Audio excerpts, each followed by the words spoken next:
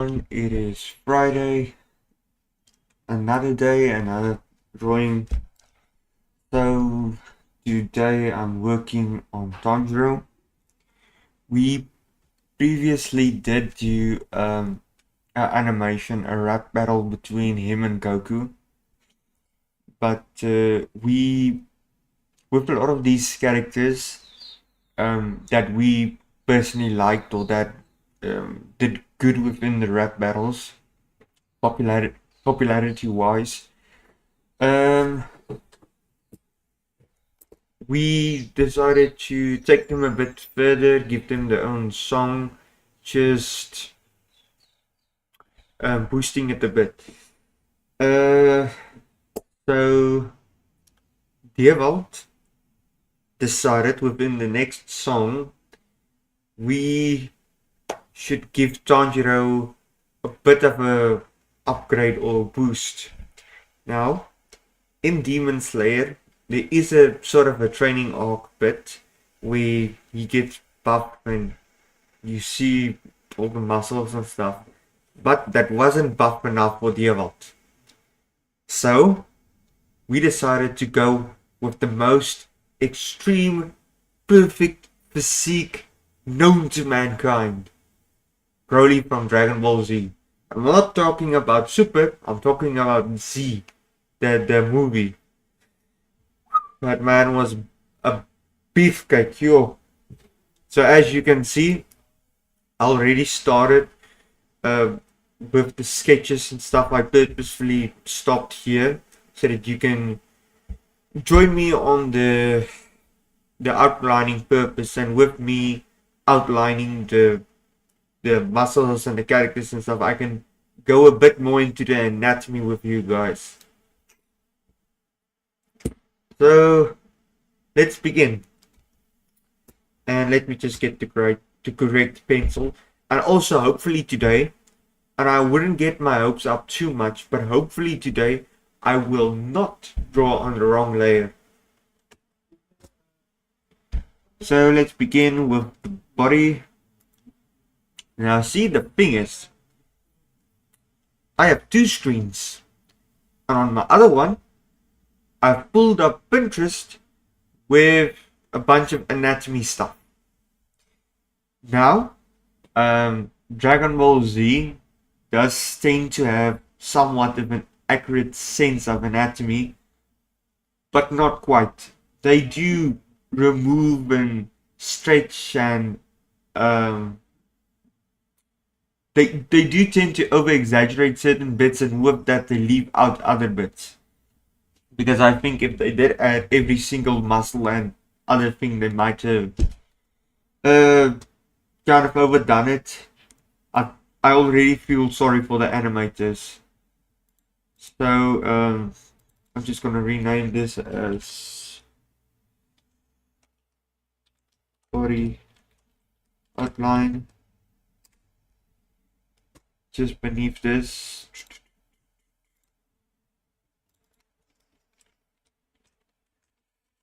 body sketch, not sketch. I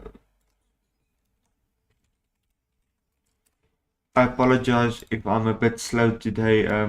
The week has been a teensy weeny bit long. Itsy bitsy teeny weeny long. I don't know if you guys know the reference, but it's a song from way back when. Okay, I should probably use the same brush as I did with the original Tanjiro drawing, which was this brush, but just on a smaller scale, which also kind of made it a bit difficult. It left much less room for error.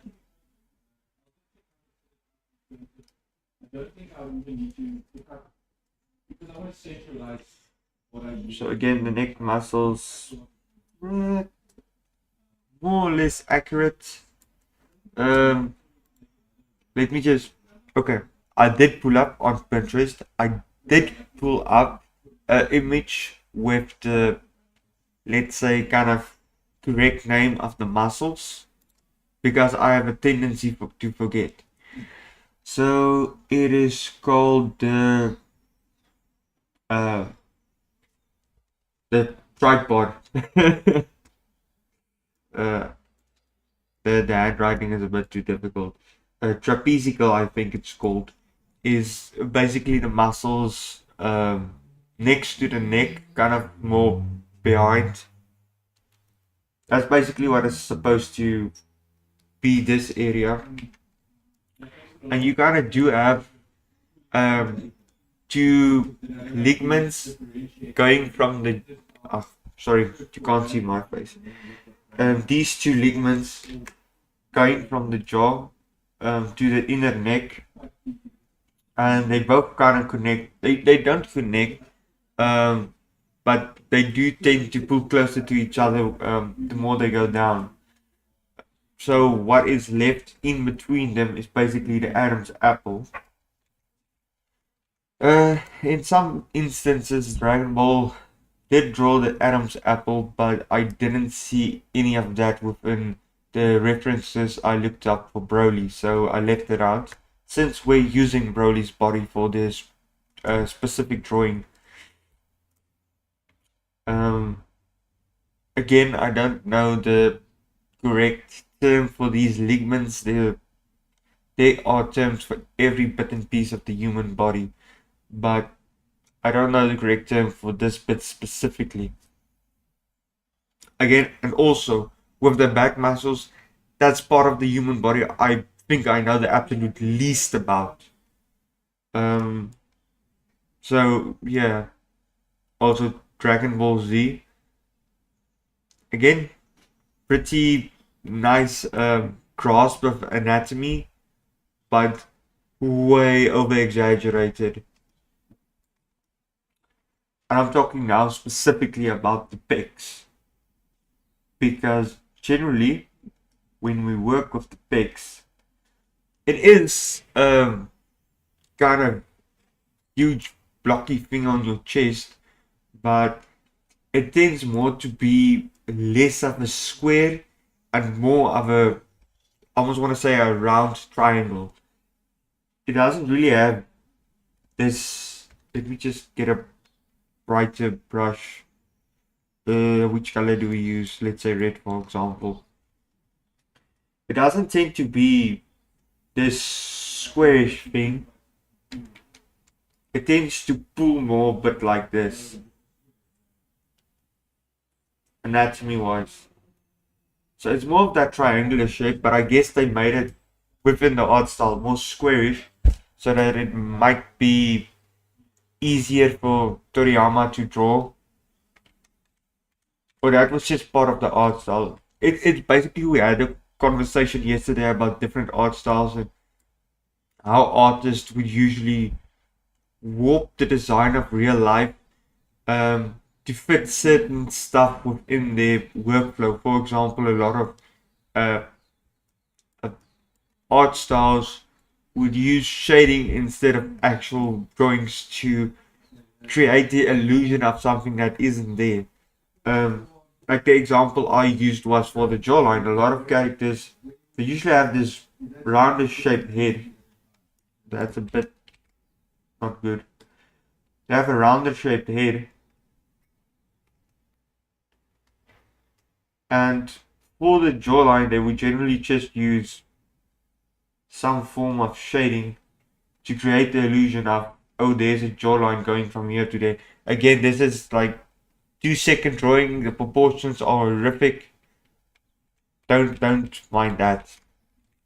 At least the message is conveyed. That's the most important part. So the not biceps. The pecs tend to be more triangular, but since we're sticking to Dragon Ball style, we are sticking to our guns with this one. I think maybe it would be a good idea just to move this layer above the right arm, so it's just easier for me to see what the hell I'm doing. I feel above them all. When we get to the next bit, we can focus on that.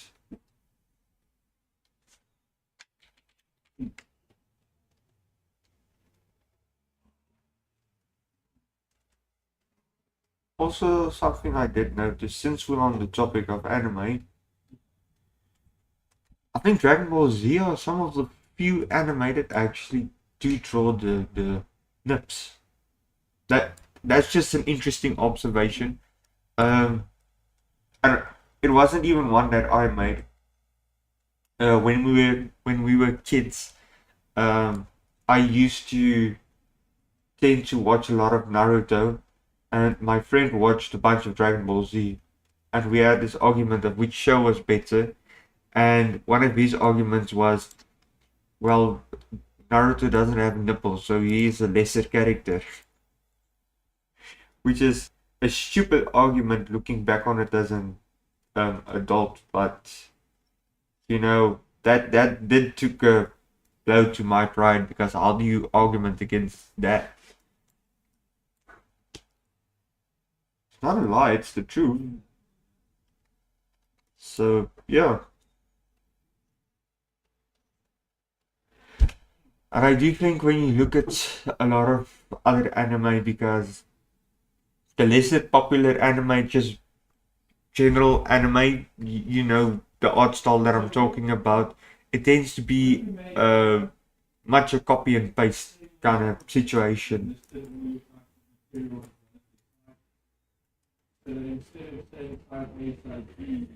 And yeah, what I was getting at with the copy and paste. Sorry, again, it's the end of the week. I'm tired. My mind is a little bit fuzzy. What I was trying to get at is kind of. I think my memory is a bit fuzzy. I don't think they tend to draw the nipples. It's probably production costs. So they do tend to leave some stuff out that you can get away with.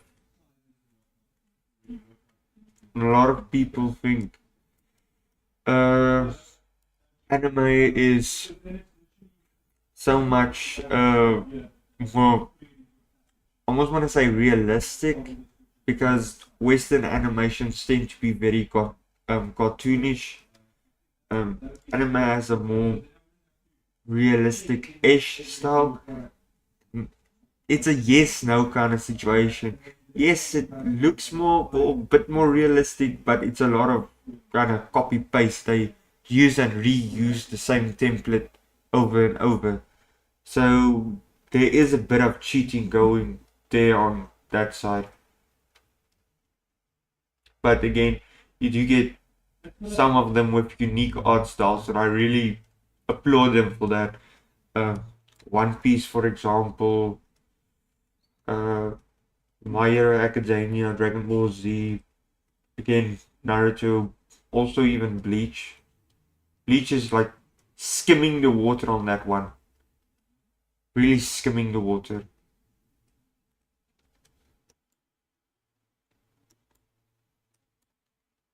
Which other ones can I think of at the moment? Let me just.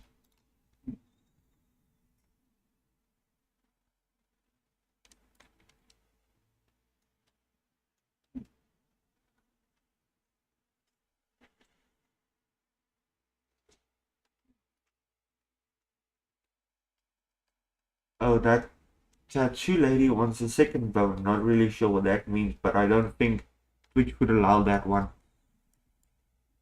It doesn't sound too PG friendly. I don't know what. This isn't really that big of a community, but things that have been said in this chat within 6-7 streams so far was, it was weird, man. I'm just doing drawings, and there were some really weird comments left in this chat. I'm just doing drawings, and I'm discussing anatomy, and you want to kind of uh, focus on the wrong parts of the anatomy. I'm here to help other people draw. This is Broly, man.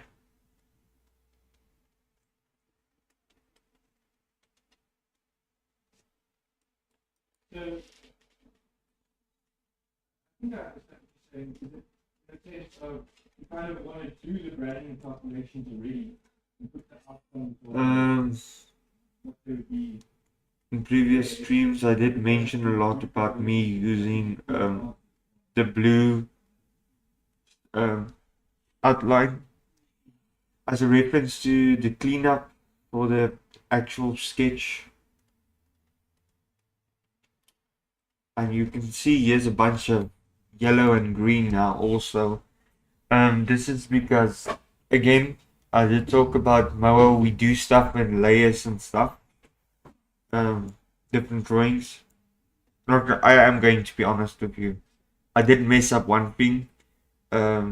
Within the style of Dragon Ball Z, I think this spec is a little bit too short. This is more of a square where they would use a more rectangular shape. Yeah, that's a little bit I messed up, but I don't think a lot of people will notice that, so I'm just gonna leave it. It is going to bug me, but at the moment I can't really be bothered. I'm sorry for the Dragon Ball Z fans that's going to see this, but please try and ignore it and forgive me.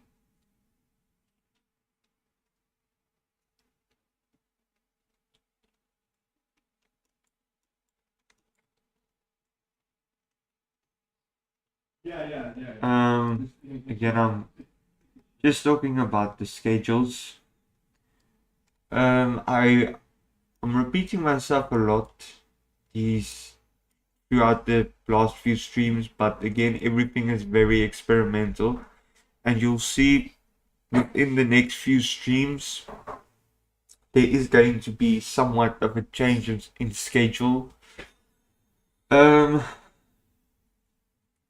There is two reasons, not two, a few reasons for that. One of them being it's a little bit difficult for me to stream every day within a certain amount of time, and I don't mean within a, a pre-planned time from, as we're doing now, 11 to 3 on Wednesdays and Fridays, and 1 to 3 on every other day of the week. Obviously, we're leaving out weekends, but it's still a little bit of a burnout for me. So we just want to cut the time a bit shorter for me, just to have more recovery time on this. Because at the same time, look at this. I forgot about the background music. I apologize for that. There's just a little bit of recovery time for me.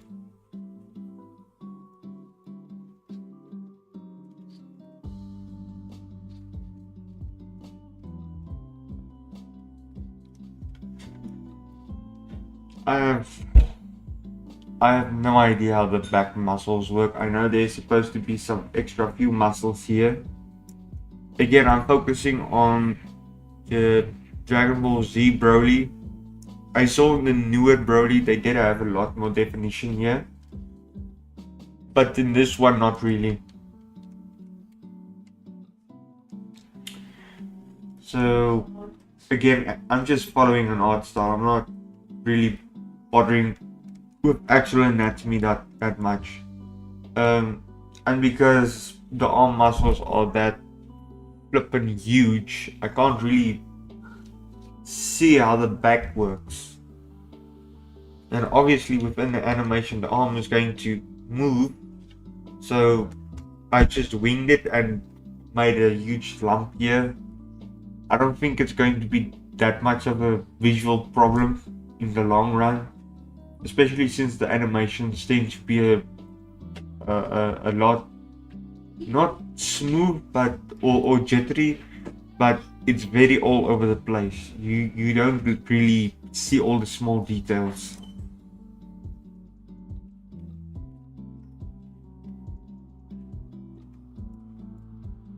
Very active animations.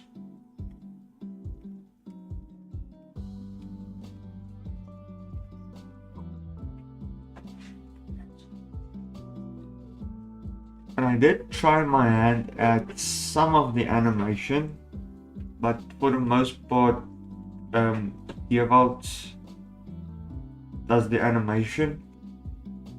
At some point, we were talking about me also streaming that, but I think at this point, my knowledge and experience in Moho is a bit too limited to just present to everyone. Oh, damn it. So, also a little bit of a setback, but someday, one day we'll get there. You know, this is something I like about the Demon Slayer art style, is they have these thin outlines, but at some points it's thick. It's few and far in between, but I like it because when I make a mistake like this, I can get away with it because it actually looks like their line art.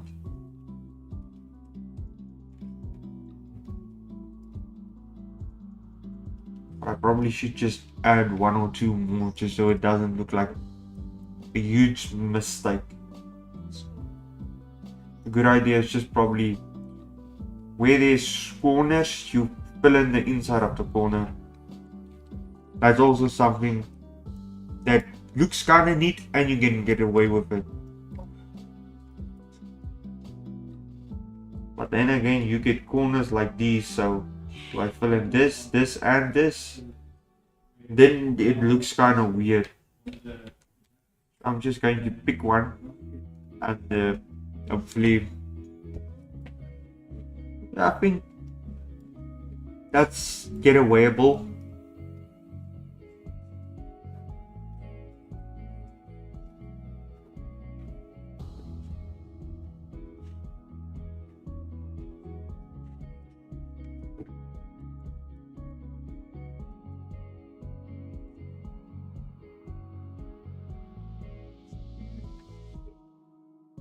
Also, one thing that not really confused me, but yeah, it confused me and baffled me within the movie, is this dude he's this big guy, but he's so nimble and agile. I don't understand how he did that. Because obviously with the large muscles, it's going to press against each other and it's going to get in the way. So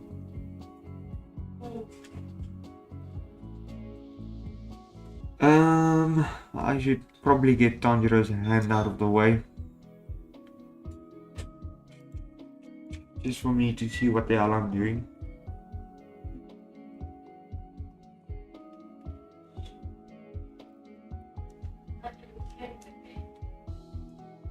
Let's see what I can get away with. Again.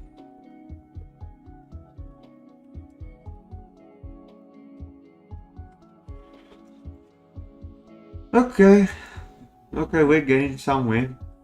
So if we, I think, take away the paint layer, it's something. We're getting somewhere. Also, again, you see this corner. This is what I call general line art mess up. So this is the actual shape it should take, but my first try I made it a straight line, but after looking at the reference I saw the ligament didn't go like that. It almost made more of a U shape. Oh, damn it. And just for future reference, I'm not going to call ligaments anymore. I'm gonna call them ligmentations because I can already foresee the trolls. Those horrible creatures that climb underneath their pizza boxes. Yeah, they did develop over the years. Instead of bridges, they discovered pizza boxes.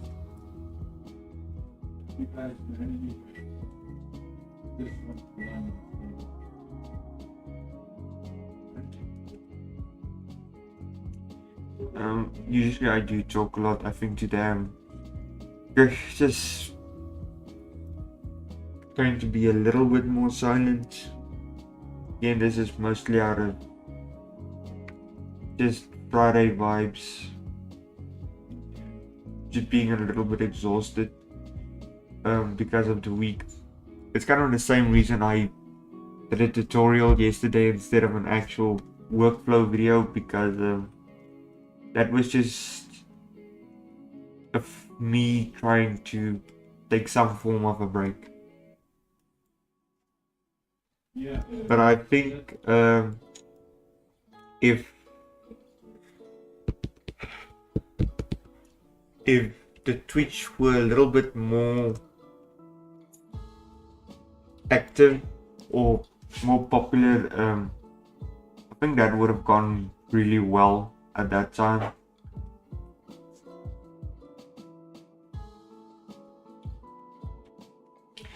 Again, you can see I'm not completely 100% following the guidelines. That's mostly because guidelines are just guides. You don't necessarily have to stick with them. You can draw something and afterwards you can look back at it and think to yourself, maybe it doesn't look that good, we can adjust it. All that.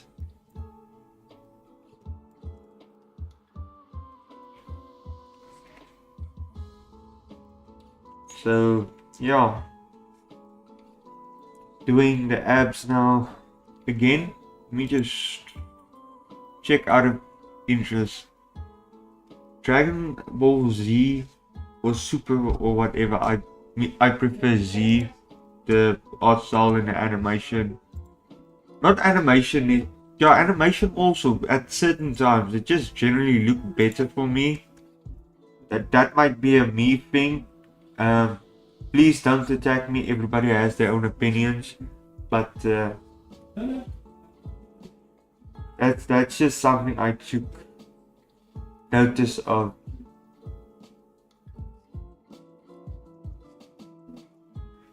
But the pics here for the general part is correct. One thing I do notice is what they tend to do within the Dragon Ball art style is a lot of the times when you draw muscles.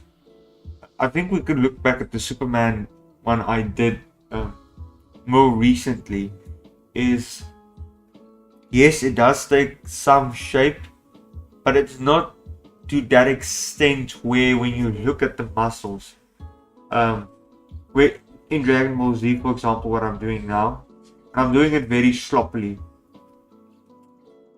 It kind of makes like this, which kind of insinuate that the rest of the muscles are kind of like tucked in behind each other.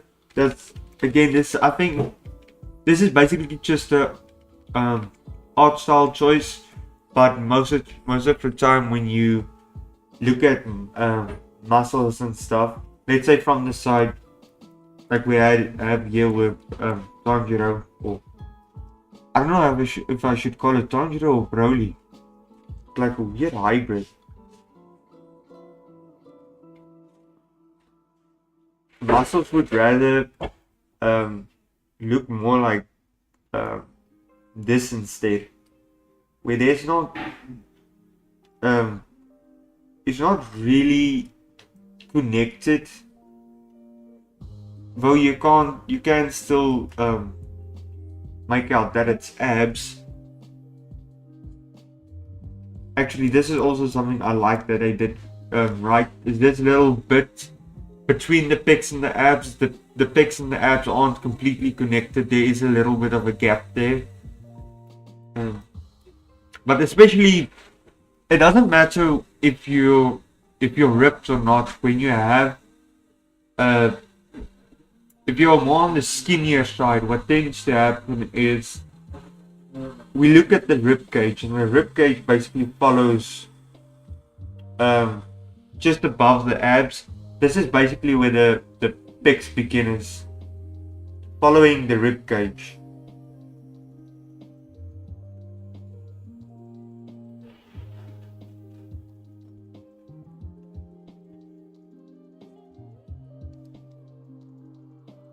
Yeah, that symmetry is really off. Extremely off. But basically what I'm getting at is it's basically this little gap that I have here.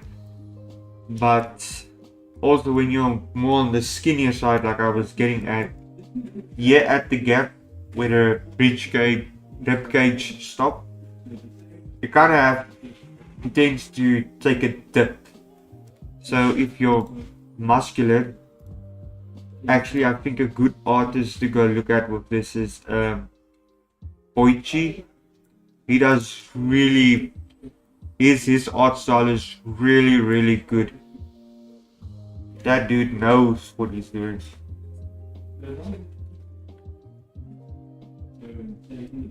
So yeah, I'm not, he can do this really well, I can't really.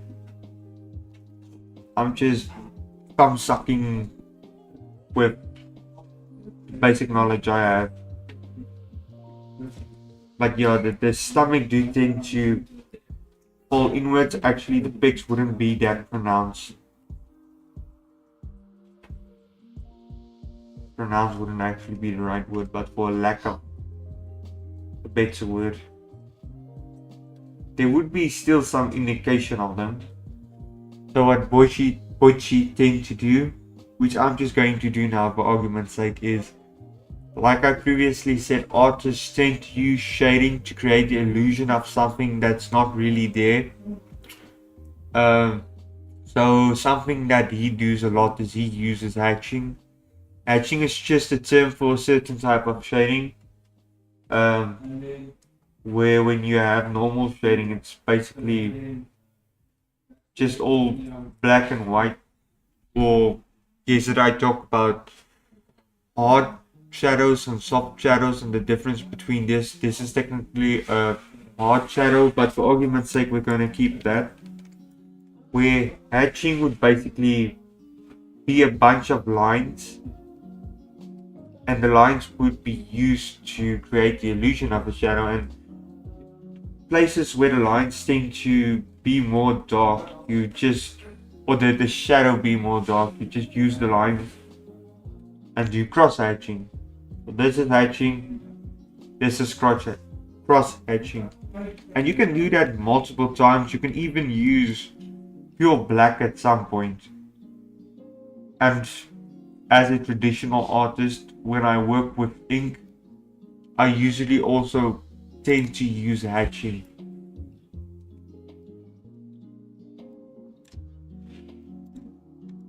But you would use hatching to create the idea of there being some form of pecs without actually drawing the pecs.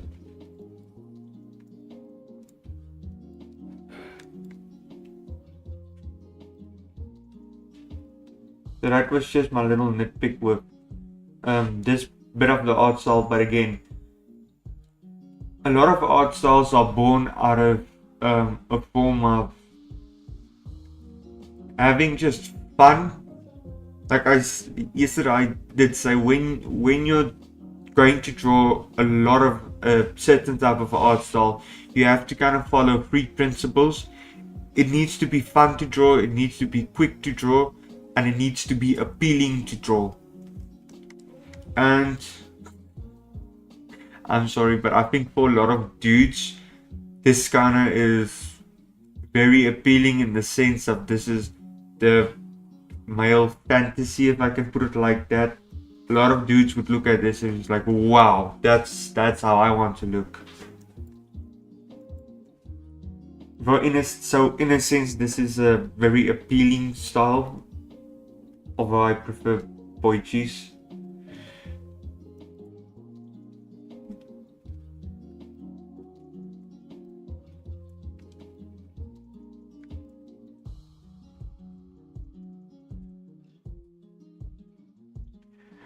Again, for now, I'm just drawing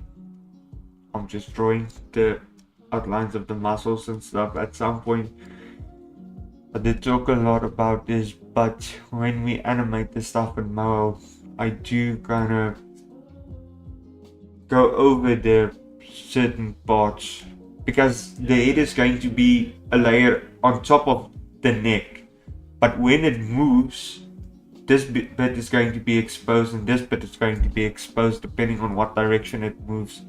So I have to fill in, or I have to make the neck longer behind the head, so that when the head moves, it doesn't create or it creates the idea of, okay, there's still a neck that's attached to the head. It's not just another layer on top of another layer, if that makes any sense.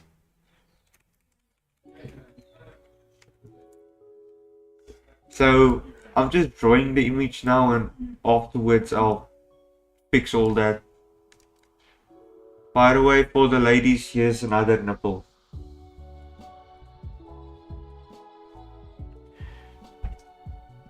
Earlier this week, there was a girl in the chat, and she asked me to draw some really questionable stuff.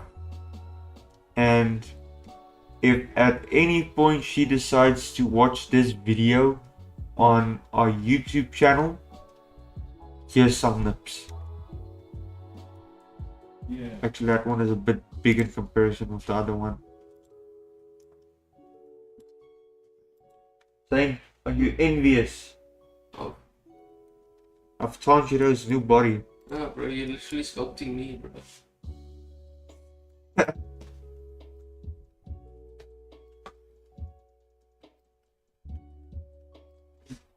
But it's more as if they go into the product itself and then they shoot in the drop down. No, I was thinking for the front end visual. It's like looking into a mirror for you. No, I was just looking at the photos. 3 more. Go into the product. Oh, nogals. Yeah, in that there or Oh yeah, there's a little bit I still need to do. And now I'm at the point where I think I need to turn off this. I flippin'... Oh, I almost thought I drew on a wrong layer. I almost blew a gasket. Yo. As long as you guys put tables in your data that you push on. Also, one thing I want to mention.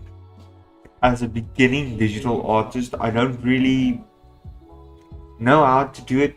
So if anyone is watching this that is familiar with Twitter and you have a lot more experience with digital art, please tell me how to flip the drawing.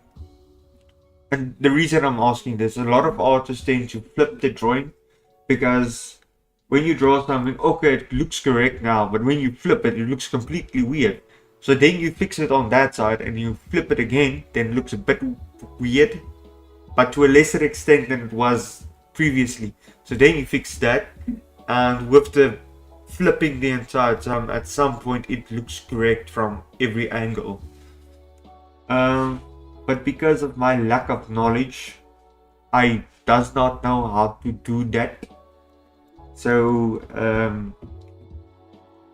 if you please will help me at any point.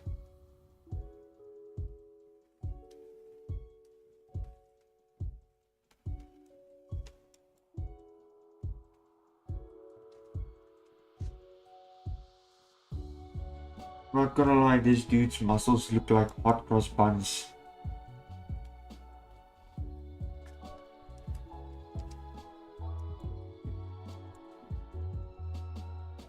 Did I say hot cross buns? Hot cross buns.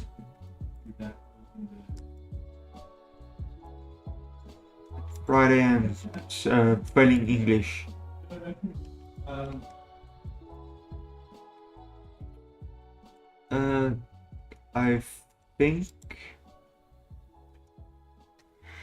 I think Tanjiro is one of those animes where the shadow of the chin that's being thrown on the neck is being blacked out.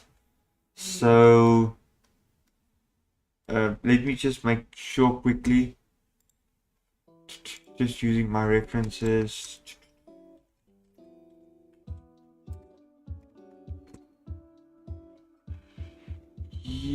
E.I.E is, but to a lesser extent. I'm just gonna throw that in there.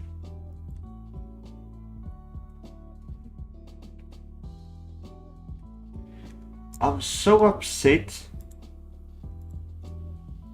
that they didn't give Broly a Adam's apple. Let me just actually look for it. Maybe there is actually one specific. Okay, there is actually a reference with him having it, but it's. I would usually draw Adam's apple this way. They did not do that. They made it more of this type of shape. Well, which I kind of understand. You do get that. Yeah, I really like to say for the Damn it. kind of thing where kind of to that sense working positive in terms of Again, shading when it goes over, shading has to follow the form, otherwise it doesn't look correct. It just helps create the illusion of the shape, but as you can see here, I kind of went overboard, but the piece I'm working with is a bit narrow, which is accurate to Demon Slayer's normal art style, but I think just to give me more leeway, I'm just gonna broaden it a bit. And the reason I'm not going directly from this to this is because this, for example, the neck should stop here and it starts climbing the apple from there. So it would follow from this point. So that's why I'm dragging it there. And then again, this the ligament of the neck that we have here. It's more of a cylindrical shape, so it should follow that shape. But again, I feel for anime, they do cut out. Dragon Ball Z tend to try to keep to anatomy and shading a lot.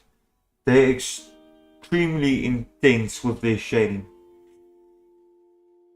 But I think for now, I should actually just keep it simple and not think too hard about it.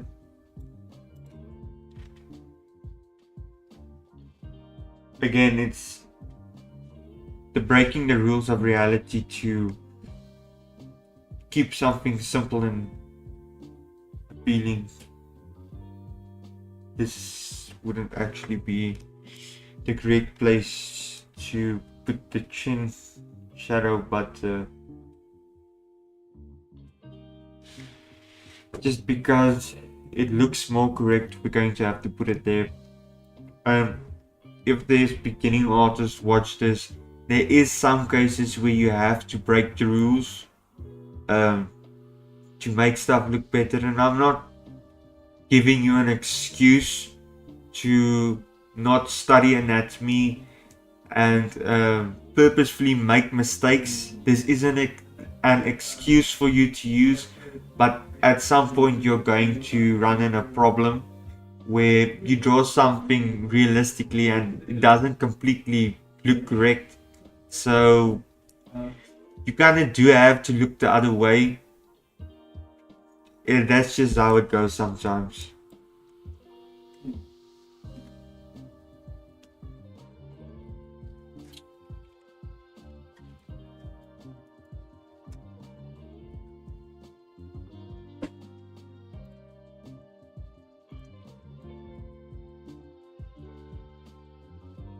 Oh yeah. Don't worry about me shading in Tanjiro's head. Again, the layer of the body is going to go beneath the layer of the head. It's just that the body's layer is at the moment on top of the head's layer, so it's not really of any consequence.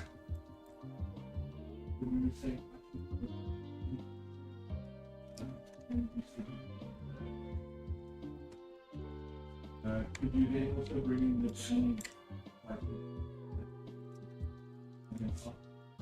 I'll just do it. So whatever's there, I'll need to load it. As you guys go through it, then it will sort of stop. Then I should probably push that a little bit forward. Okay. Those that get motion sickness, I'm giving you a warning beforehand. I am going to tilt the canvas now a bit, so prepare yourselves. 3, 2, 1. Okay, I'm done. You can look now.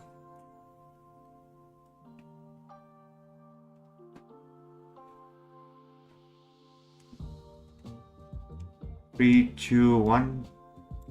Okay, you're safe again.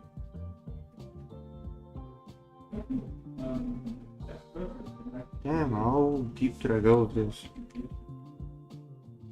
Probably should just keep that space. I did actually do. Okay, this is a bit of a piece of advice. When you do shading, it's better to begin with a base color.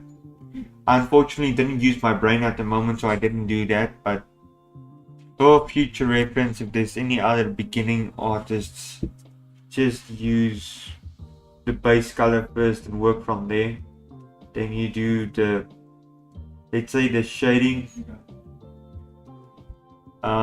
Depending on how detailed you want to go, you get different levels of shading. Most productions just use one level, I think, just for production costs. But if you're not doing it for production costs, you're just doing the drawing for yourself, or maybe character design, mostly for yourself, you can use 2 forms of shading, and the same goes for highlights. You can use 2 forms of highlight in the same breath.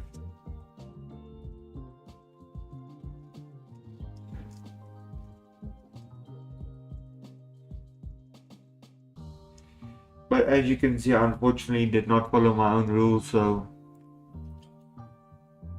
it's a bit sad.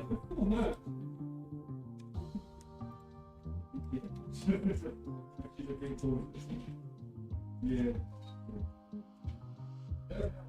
But then, as far as things are going,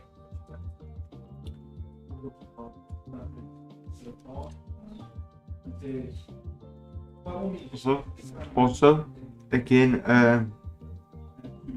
I did do this with the outline of the character. It's not recommended. I know it's very hard to do, but I recommend you practice not trying to chicken scratch, but to instead try to be able to do a full line such as that, instead of chicken scratching it to be perfect. In the end of the day, if you manage to get that line that you want, and it is going to take practice, it's just going to look better overall. Also, it's just good practice. Something we were taught in our first year of college: when you draw shorter lines, you use your wrist, you use the motion of your wrist. Medium lines, you use the motion of your elbow, and for larger lines you use the motion of your shoulder, and the in-betweens you combine the motions. So smaller lines, you just use your wrist, such as that. Larger lines, you tend to use your elbow, and for the largest lines you tend to use your shoulder. Sorry, my right shoulder isn't completely what it should be. Last year I did get into a little bit of an accident and I fractured my shoulder, so it doesn't work the way it should. So I apologize for that messed up line. But hey, at least I can still use my wrist and my elbow. So before I mess up again by using the highlights in the wrong place, I'm just going to do the base color first. or not mess up using, sorry, I'm going to correct myself, not mess up by using the highlights in the wrong place, mess up by continue using the shadows. Another day of my English failing me. Eventually I need to go home, and I'm going to have to tie up my English and just put it in the naughty corner. And the reason I tied it up was so it doesn't escape. I probably need to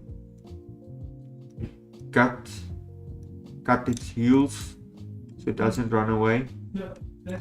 This is going to be a bit of a morbid fact that I'm going to go into, but if you cut certain ligaments, you disable people's mobility.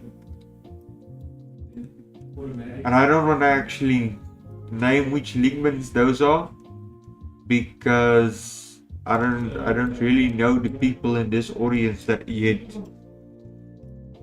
I don't trust you. No, I'm just joking. I don't know all of the ligaments, but one of them are one of those above the heel. So that disable your kind of ability to walk, because you can't move your foot now, and one of them is the ligament behind your knee. Then you can't use your knees.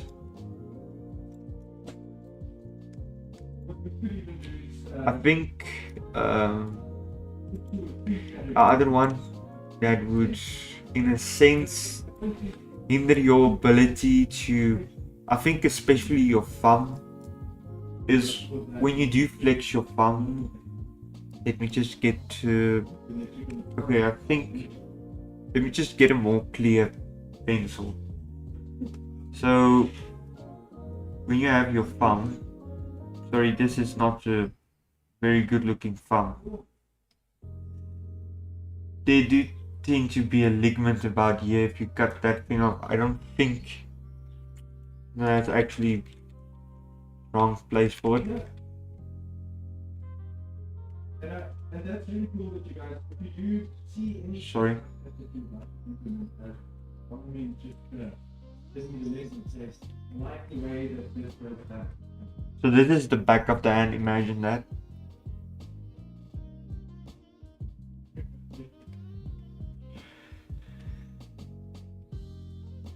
So this little bit here, if you cut that, you're going to be a bit messed up. You're not going to be able to use your hand as much as you want to think you're going to. There is other ligaments, but I'm not too sure about them. I'm just guessing based on where they're placed, but I don't really have any, what would be the word, concrete facts. It's just educated guesses.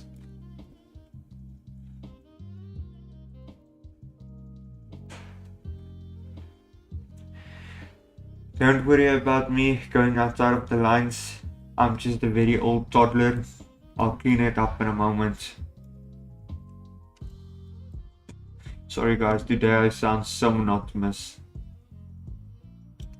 I promise after work I'll just buy an energy drink. Maybe record myself in a video where I sound more energetic and ask Daniël to post that. But usually he just posts the stuff that turns out to be funny moments. A lot of the time I'm very unaware of it, but he just pop up behind me with camera and record me doing or saying stuff. I swear it's like he's kind of, I closed the door because Dylan is on the phone and I don't want him to kind of, I don't want us to distract each other because I'm going to have to talk a lot on the stream, and he talks a bit loud, so I don't want him to interrupt the stream. But I swear, Dewald is sitting behind the door with his ear against it and just waiting for me to say the wrong thing. The dude has already his camera in his hand. I'm convinced of it. And that frightens me. And it should frighten you.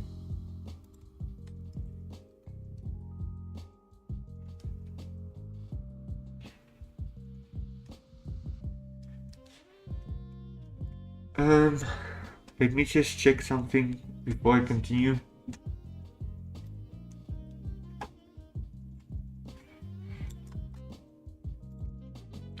So I'm just going to tilt the head to get a better idea of how this is going to look when we animate this. Also, again, I am going to say this.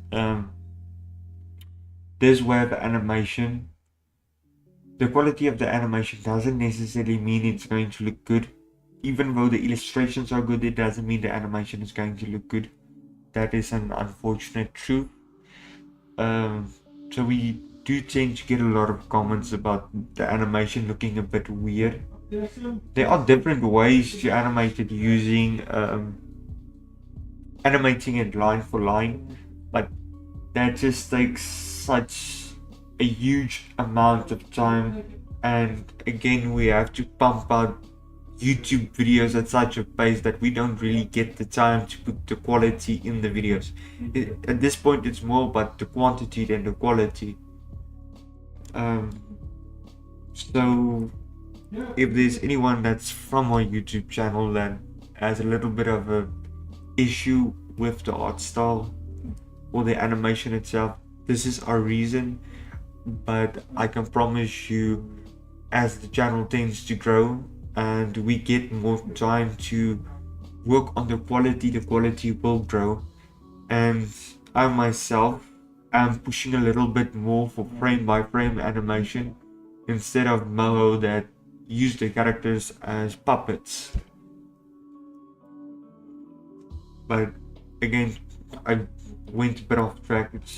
Let me just experiment with the head while I can.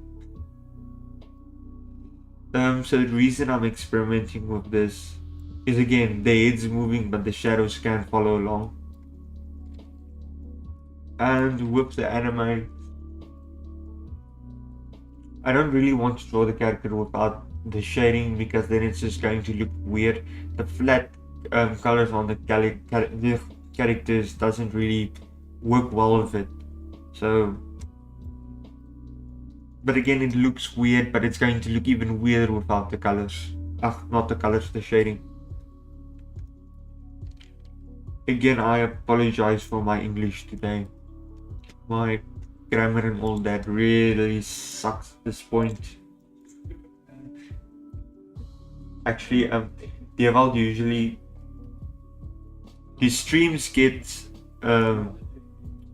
posted on YouTube, and it's usually called Daniel Draws, but today it should be called Daniel's Mispronunciations and Grammar Mistakes. But also, that's not too much of a trick.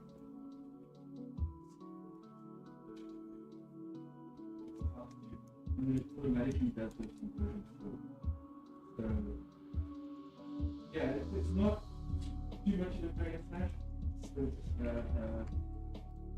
Delete with the ones that are there, take it out front and then it hides.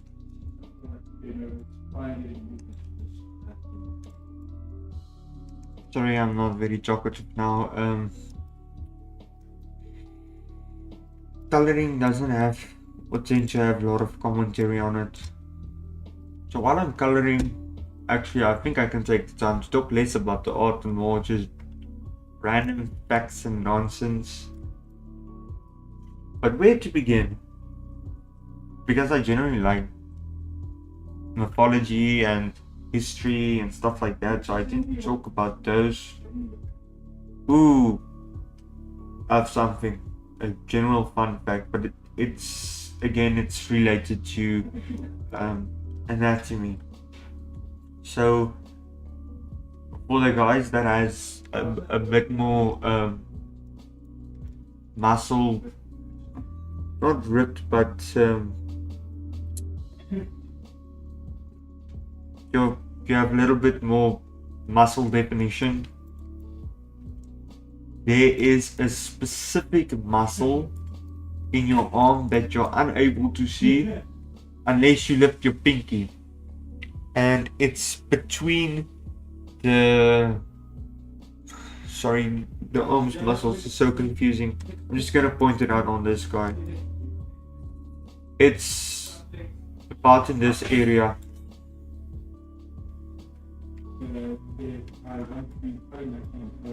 I think it's right between there. If it's not one of these, again, the lower arm tends to look like cable wire, where it's just basically, yes, take a bunch of wires, put them next to each other, and twist it. The lower arm or the forearm kind of tends to look like that. So even when I looked at my references, this little random bit here looks a bit weird, so I kind of think the muscle I mentioned about when you lift pinky, it's only visible then. I almost want to say it's this muscle, but I could be wrong. Again, I'm not really that familiar with the back of the forearms muscles.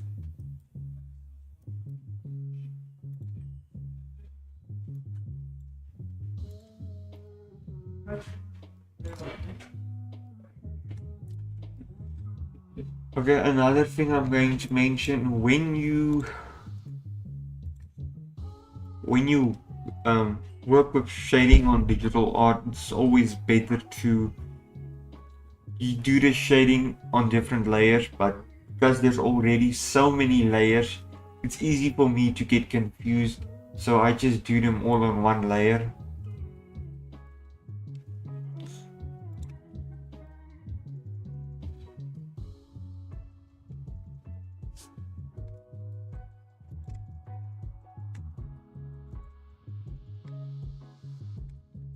So I'm just looking at the head to get an idea of where the lighting is coming from, which is basically right side down.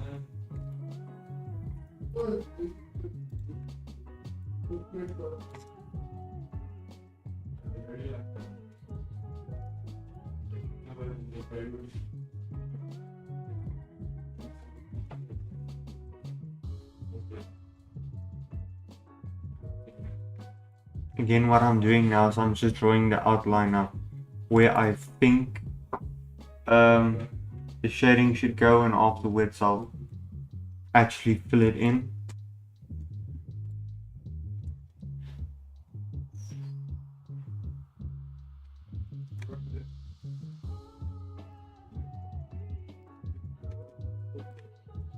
Oof. You know something? This is actually accurate shading, and I don't understand why it is, but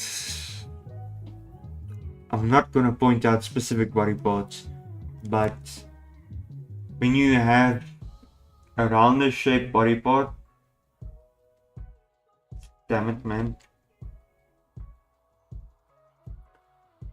You would imagine when the light comes downwards, and because it's round, the shading would be something like this.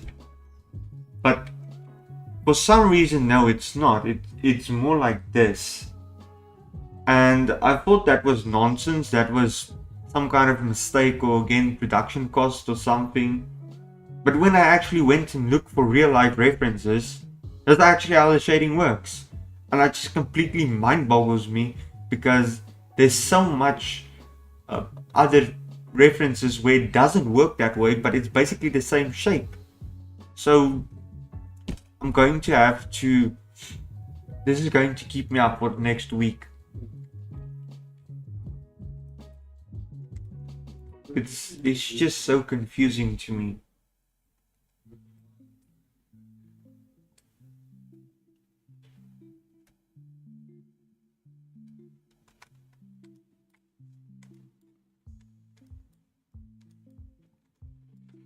Okay, now it's about time we do the back muscles, which I couldn't draw. Again, the back is very complicated for me. In general, the muscles on the back is very complicated. A lot of artists struggle with them. And again, I'm not only a traditional artist, I'm a 3D artist, and I do tend to sculpt in my free time. When I try to sculpt characters, also anatomically correct. Sorry, again. I do tend to look at references, and actually something I do want is I want to get myself a book on anatomy just to help me a bit. But I don't know why the back is such a problem.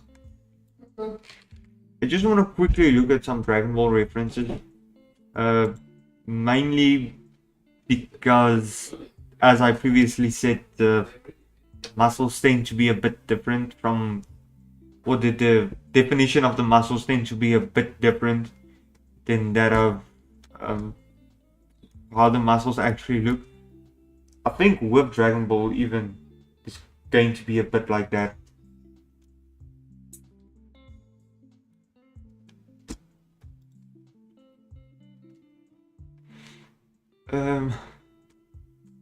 Yeah, I can't afford this. Should have actually drawn this. I apologize that I missed this. Yeah, okay, size is right.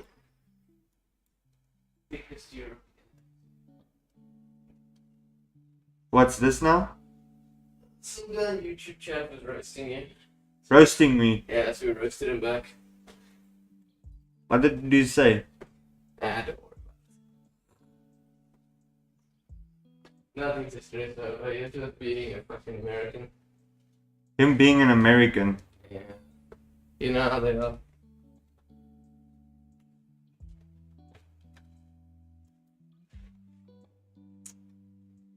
I'm gonna kick myself.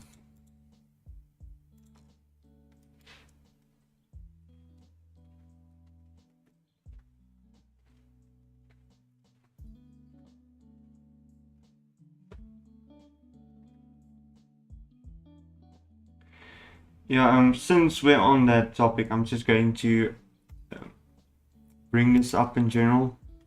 Again, a lot of the stuff I say is, for most artists, it's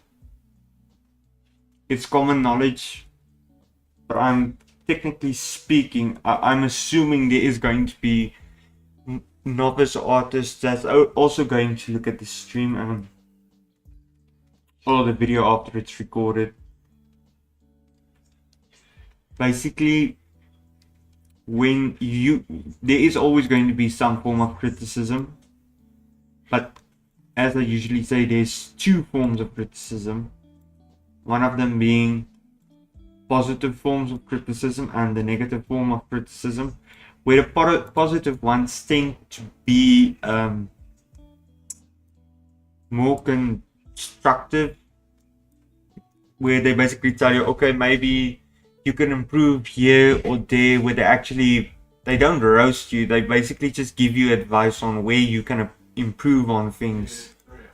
But when you get negative criticism, it's just basically people that's being haters, and those people, yeah, just ignore them. They're not worth your time.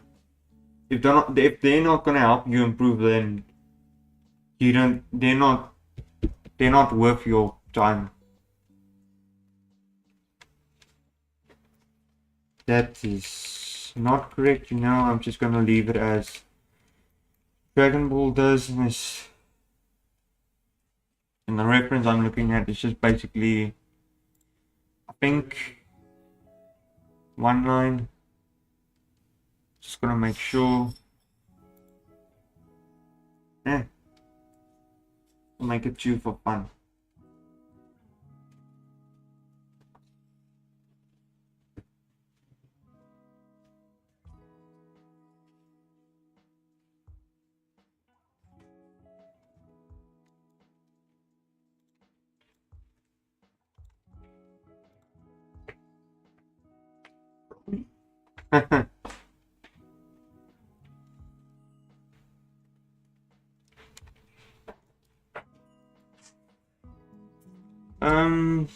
They do tend to have it on this side as well.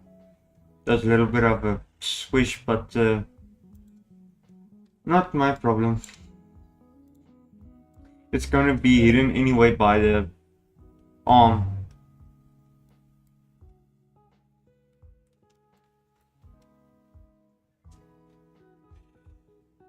Um,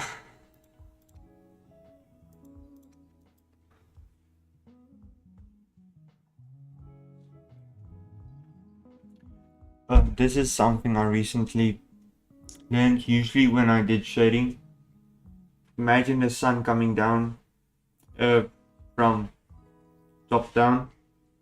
In my head I would think, okay, this is an object that's going to block the sun, so what's going to happen is the shading is going to be here. That is correct, but the problem is the shading is not only going to be there because again it's a cylindrical object. The shading is going to come around.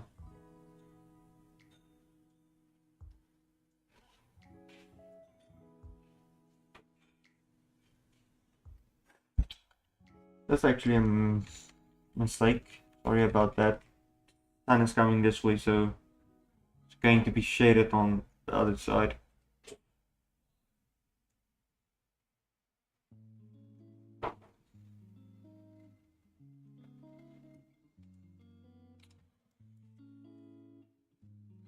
I think for now that would be correct. Probably same's gonna happen with the Adam's apple and this bit. Damn it. This bit. And you see the reason I'm making this dark, this side, and not light like this side, is because, let me just take this again. That center point is this center point. So this is dark, and a little bit of a sucky explanation, but yeah. So this part is dark, and it's that part. With this line is basically that one, and this line is this one. So that's why that side is dark and not. Otherwise, I know the sketch was a bit sketchy, so I'm sorry if you didn't really get that, but yeah. Oh, hello Rochelle, sorry I didn't see you at the moment. I was kind of just like in my head, it's a Friday thing, I'm just at the moment a bit tired. I did explain this earlier in the stream. I'm just generally a bit tired at the moment. It's the end of the week and there's a bit of a burnout.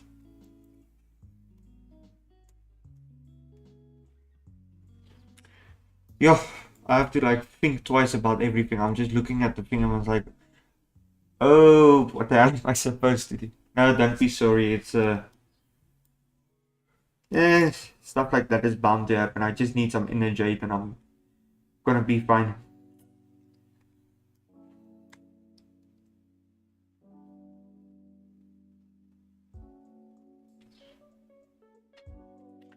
One of the reasons I said I'm going to struggle with the back so much. Oh, you asked about Superman. Yes, Superman is done. One thing that helps is a raise. You know it does. I'm just going to raise my arms a bit and stretch. Much better. Mm. Yeah. for everyone that doesn't know yet, Rochelle is a very interesting girl within this chat. There was some interesting comments made a few times. Do not underestimate her. She's one of those people that keeps the chat interesting.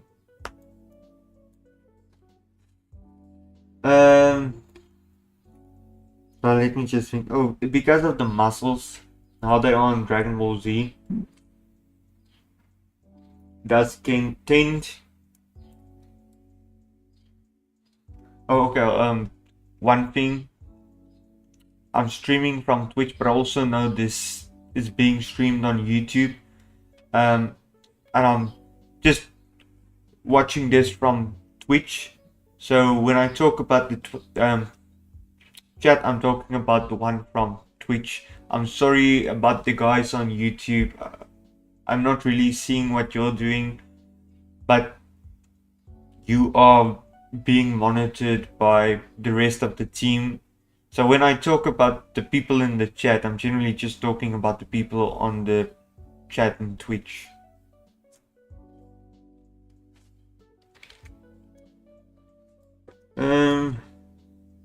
Yeah, so this is more of a round shape. Again, what I previously said.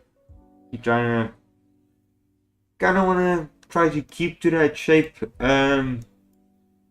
Listen, I've been drawing for a very long time, but even shading sometimes throw me off, especially with complex bodies like these.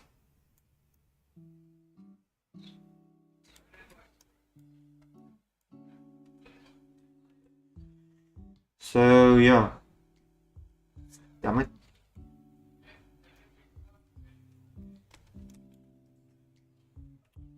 Again, these huge muscles, they can throw me off.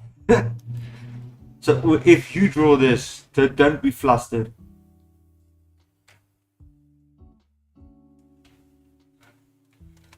And for the proper English speaking people, again, I apologize if I mispronounce anything.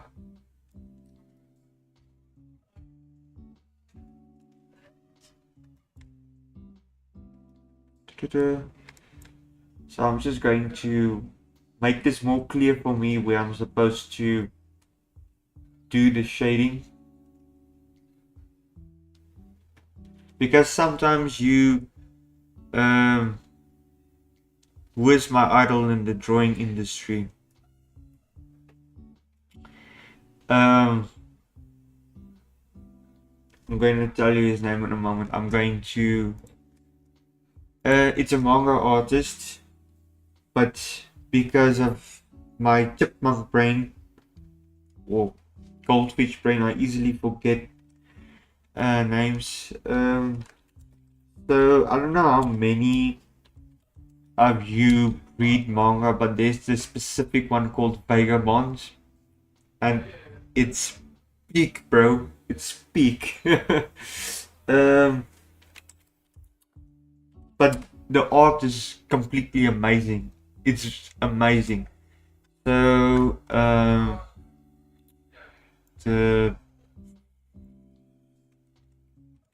it's also the book called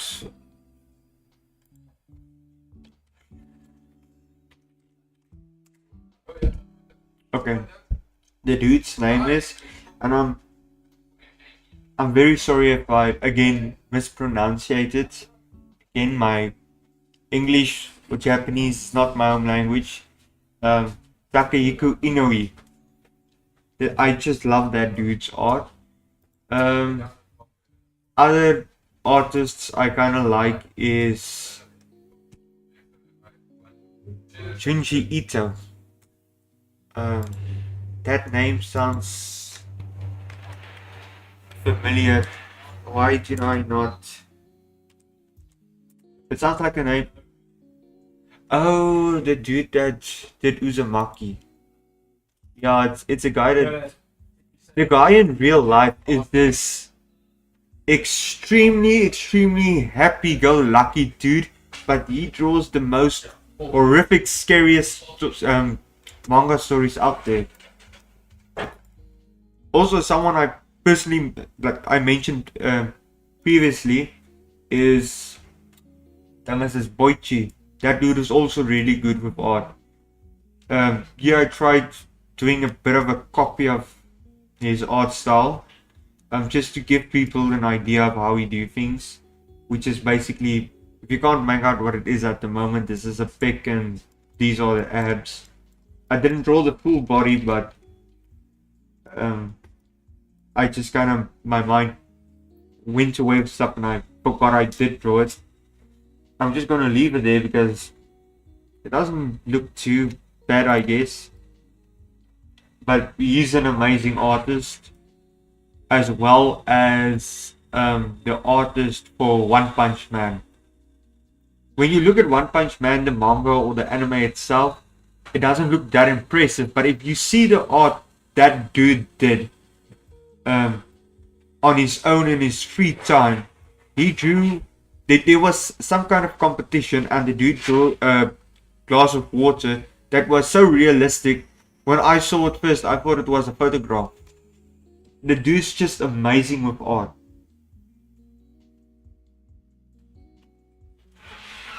So I'd say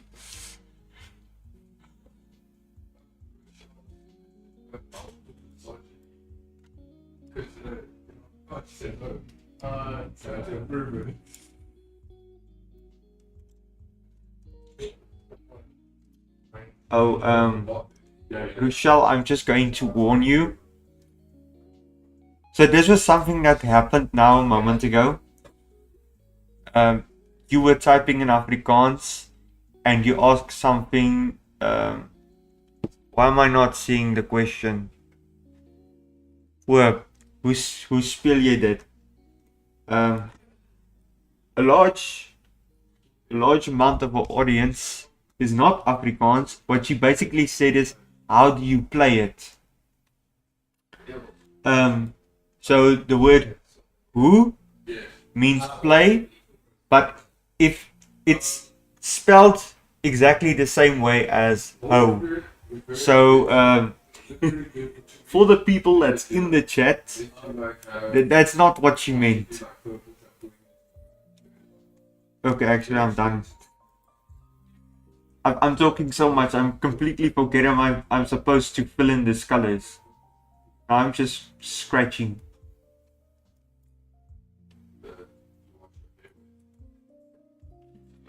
By the way, when you ask how do I play it, what exactly do you mean? How do I play what? World of Warcraft. On my PC, of course.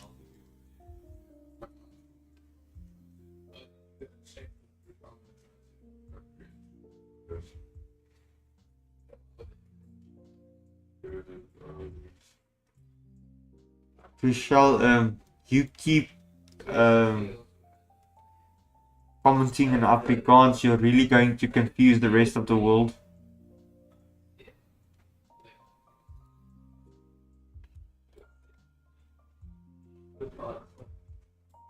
Oh, it was a spelling error. He meant to ask, how do you spell the artist's name? Okay, I'm just gonna put it in the chat.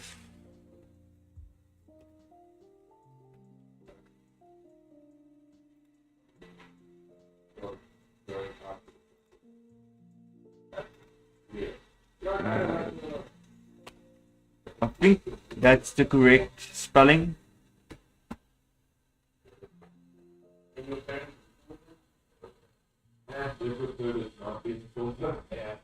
But I think all the artists, you know, I can't say which one of them is better.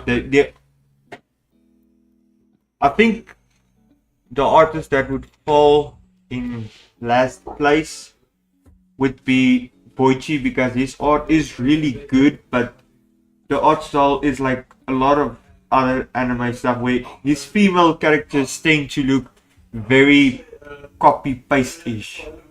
There's not really much of a difference between them as far as I've seen So yeah.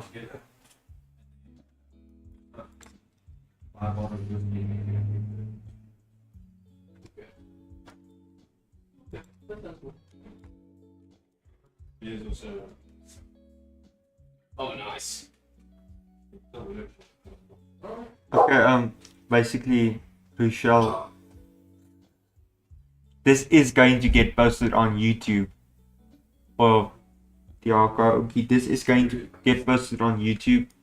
And I don't know who the hell is going to be watching that on YouTube. At this point, the viewer count is a bit small, but I don't know what's going to happen in the future. If it's going to grow or shrink, that's totally up to fate.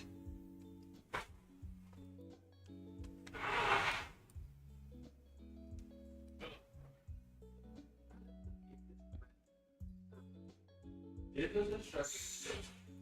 It's all.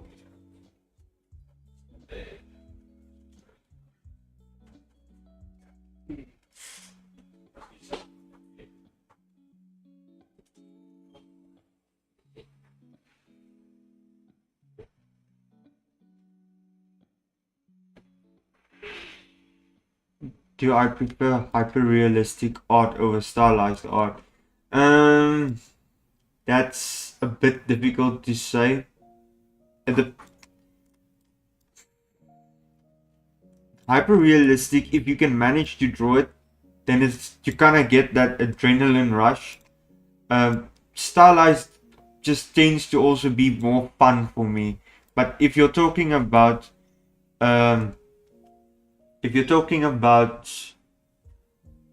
when I look at other artists' work, then I can say I appreciate realistic art more, but more stylized art is depending on what style they use and how creative it is. It's not necessarily more appealing, but more fun to look at. Realistic art and arts that really well done, like E.I.E and Boichis, it's you can really appreciate it. It's really good.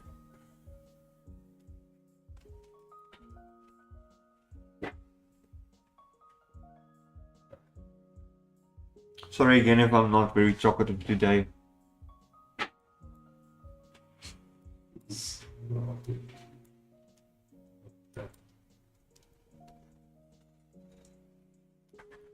But if you have any questions, you can throw it my direction. I'll answer it to the best of my capabilities. Also, sorry if there's someone new popping into the chat. And I don't really comment immediately or something. It's just because my attention at the moment is on the drawing and not completely on the chat.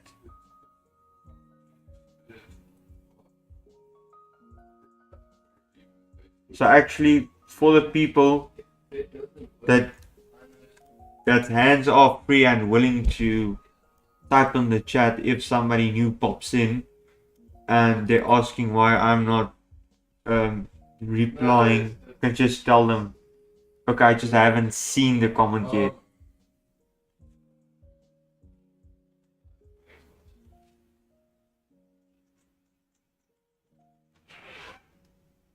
You know, something I should start doing with these streams is start doing some forms of propaganda, and by that I mean at some point, mostly when I started working here until recently, Daniël ordered, let me just make sure you guys can see it. He ordered these bottles for us with the company's name on it, but he discontinued for a reason that was not explained to me personally, and I'm not going to dive into other people's stuff, but at some point we should get some merch like water bottles. I'm just gonna keep one with me to keep my mouth from turning into a Sahara Desert. I'm just gonna have EIE written all over it.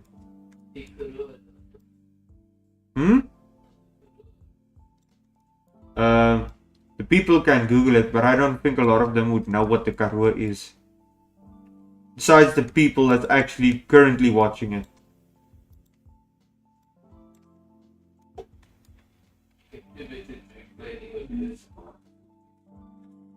Yeah, so Zayn said I should explain what the Karoo is. The Karoo in South Africa, we have different provinces, and one of them called the Northern Cape is basically just a giant semi-desert that we call the Karoo. And that's where I originally come from. So that's why I'm so used to having a dry mouth. We don't know what water is.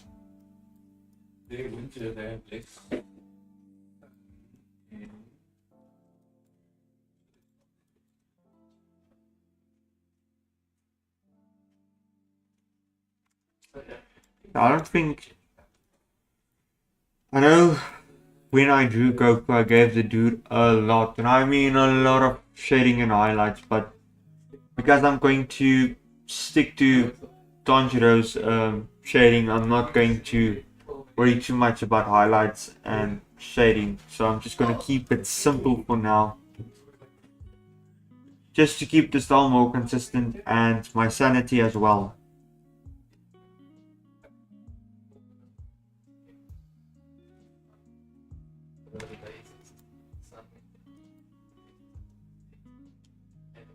Do we have a merch store?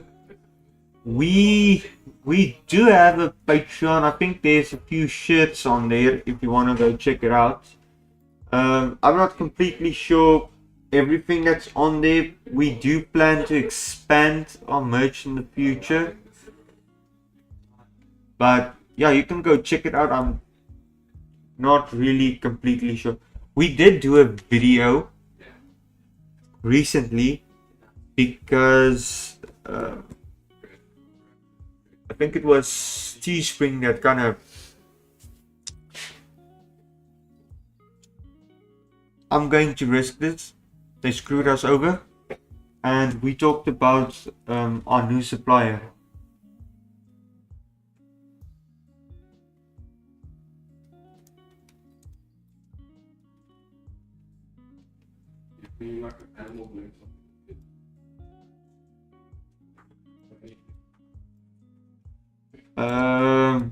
Do you know what weird anime?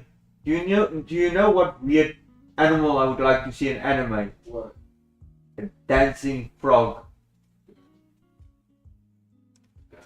Where's the frog dancing? Mount Miyaboku.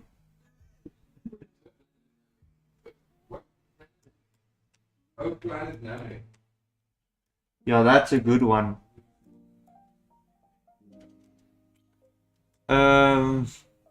I want to check something.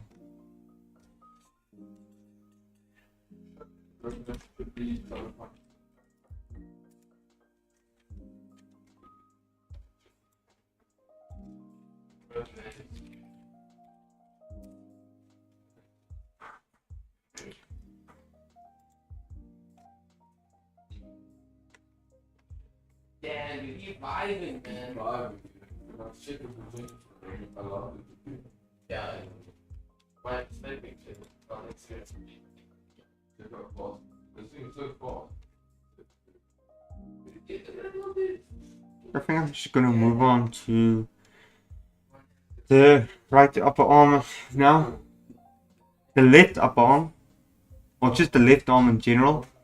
There was an extreme amount of guessing done in that one, because the references I got didn't really work that well, because Dragon Ball does tend to have a lot of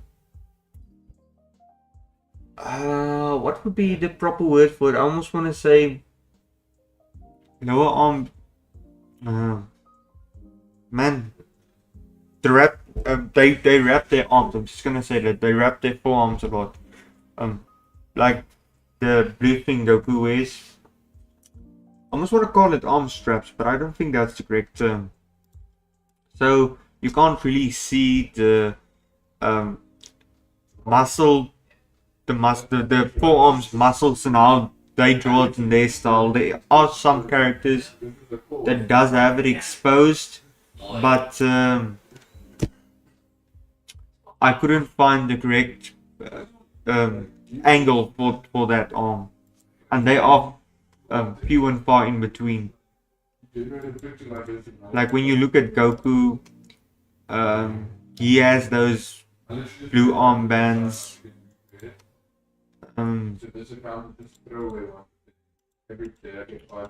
Vegeta has his gloves that covers up the armbands, or not the armbands, the arm muscles. Even Broly, he has this golden armband thingy. Oh yeah, so this is something I can talk about. Actually interesting. So I think they did this purely out of practicality, because again, as I said, sometimes you have to break the rules just so it looks more appealing. For example, I'm going to take a page out of the book of animation. So when Walt Disney started doing animation, he had people coming in to help him. They tried doing realistic animation, and the dude kept saying or telling them, look here dude, this stuff doesn't look real. It doesn't look realistic, the motion is weird and all that. And they kept doing it over and over, and he kept saying, oh no, this isn't nice and stuff. I'm just gonna close the door again. No problem. I think they found some sus website and they're celebrating the fact that it's free or something. I don't know. I was talking about the animation that they did, and they kind of got frustrated. They said, okay, but why do our animation not look realistic when we even use these types of references and X, Y, and Z? And it basically came down to the 12 rules of animation that we know now. Stuff like squash and stretch, anticipation, arcs, all that. If you don't know what that is basically within movement. Let's take animation smears for example. And I'm just going to draw a ball for this. So within movement, this is the starting point. No, I'm not going to write down the whole thing. Just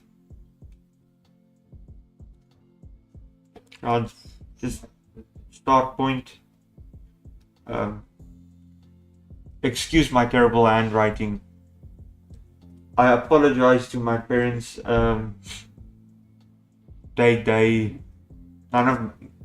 of them had this bad of handwriting. So this is the last frame you'll see within animation, and this is the beginning frame you'll see. But in between that motion, you'll get something that kind of looks weird like this. And so the ball really doesn't look anything like it's supposed to, but because it happens so fast and the way it looks, it kind of tricks your mind into thinking, okay, that's just generally how it looks. So this looking like that, it looks more natural and realistic than just to have another ball in the middle. So that's one of the cases where you kind of have to break the rules in order to make something look a bit more realistic. The reason I'm bringing up this now is with the Friday brain. These muscles, the delts, most of them, not most of them, all of them tend to end up at the back here of the bicep. And what tends, yeah, so they basically just, and again, it's not as sharp, pointy and square as they make it look here. So it would supposedly look like this instead. But because of the style of Dragon Ball Z, they kind of had to make the adjustments. So it ended up here, which is kind of beneficial to me because that works better with in motion in Moho. So it ended up there, just so that they can fit it in within the art style. Again, that's not how it actually looks like, but they kind of have to bend the rules of it a bit just so it can fit in with the art style.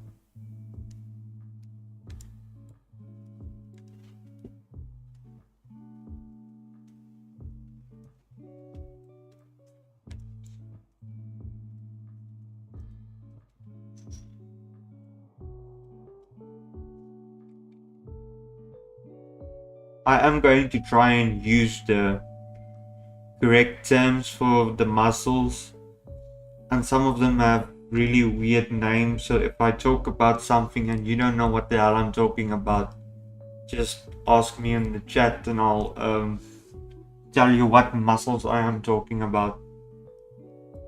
For example, this one being the front delt, middle delt and back delt. The full name is deltoid, but I just call it delt for short.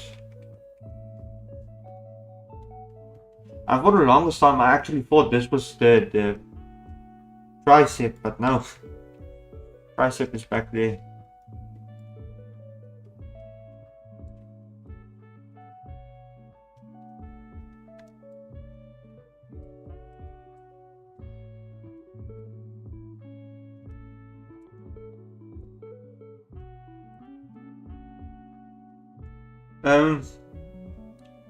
The Aka Oki. I don't know if you're listening right now, but if you want to check out our merch store, there is a link to our Patreon. I believe there would be a link to our merch store also in the description of one of our YouTube videos, so you can just go check there.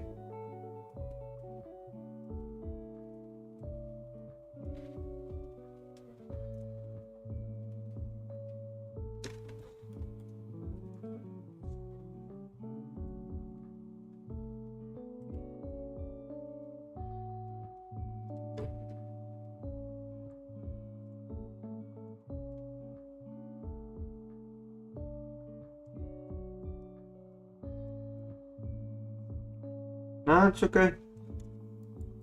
Again, we also have a Patreon. Just go check in one of our links in the description of our videos on YouTube, especially the more recent ones. Since we did have a Patreon before, but it wasn't really active. There weren't we didn't have a lot of patrons. So we kind of felt bad about it, if I can put it like that, because at the time Daniël and Dylan had their hands pretty much full and they couldn't spend much of their time on it. So it kind of just stood there like an empty room. So, but because we basically have more time on our hands with me and Zane on the team, we can focus more on stuff on other social platforms such as Discord, Patreon. I don't know, I'm not actually part of the team where they do all the social stuff, but I think we're also active on Facebook, and I know our Instagram is very active. The Instagram is actually where Dewald likes to post all the behind the scenes stuff, if I can put it like that. He did get me once when I was doing something sus, and he did get Zane talking about gambling. And if you gamble, bet it all on black, baby.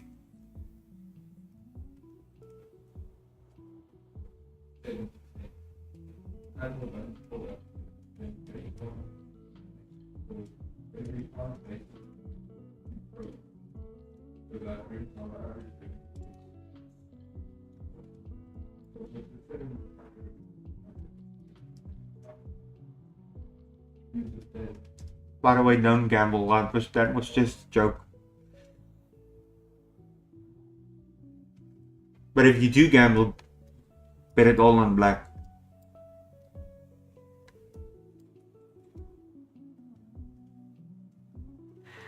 Okay, so this is a part that's a bit confusing to me, because we did talk about anatomy previously and the triceps. I'm not really sure why Dragon Ball drew it this way, because within the realm of the triceps, yeah, I can kind of see this happening, because the shape of it, imagine this being the bicep, this bit. It kind of does have this kind of pinching shape almost, if I can put it like that. Just let me get another color so I can differentiate. Yeah, make it more part of the rest. That kind of being the tricep. Not complete. I think it moves behind you also. I think oh, that might be other muscle. And there is one. Again, my memory fails me.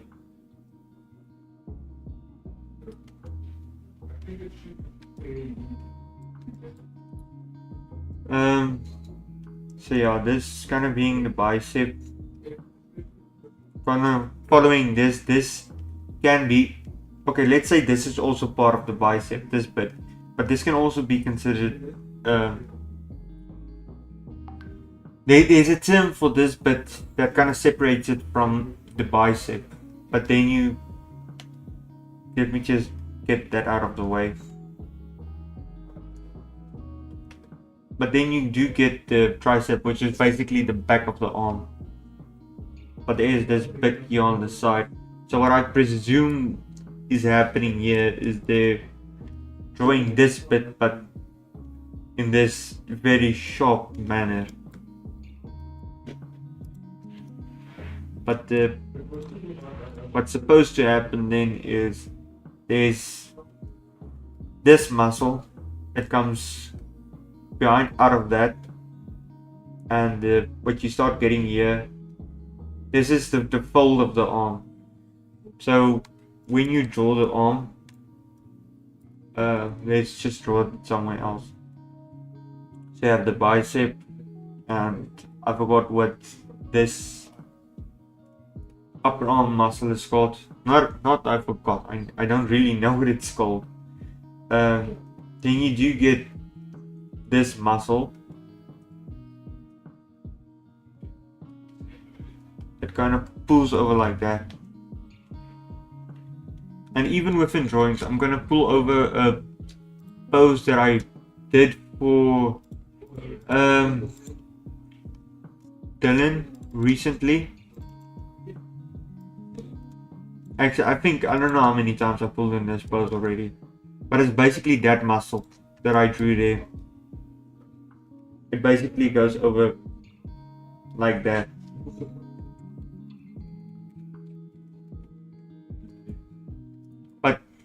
in reality, you're not going to see this, but that's just me showing the anatomy of it all.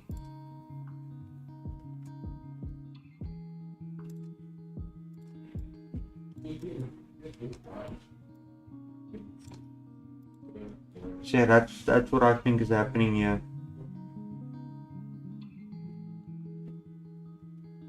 So I actually think I need to study more on my anatomy. Because it is complex. It's much more than just abs and pecs and biceps and deltoids. There's a lot more to it than just that.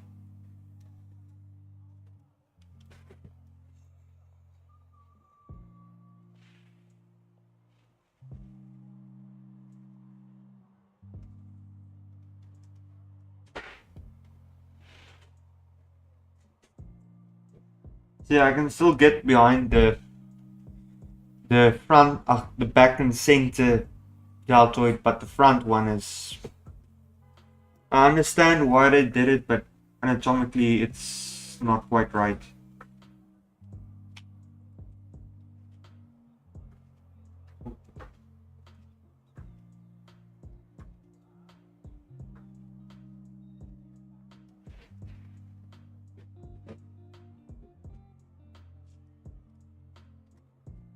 Other one, looking about the stuff. Let me just pull my cheat sheet out because, as I previously said, this is just kind of like a mixture between Dragon Ball and Demon Slayer, and with Demon Slayer's art style, they do have a very thin line, but just randomly at some points it kind of get thick. So I'm using that to my advantage, where wherever I make a mistake, I'll just black it out.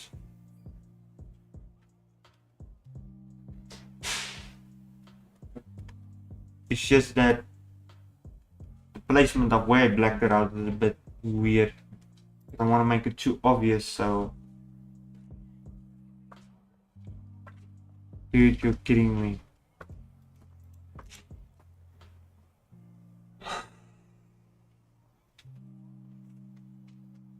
Well, today's stream might be a bit longer than I expected.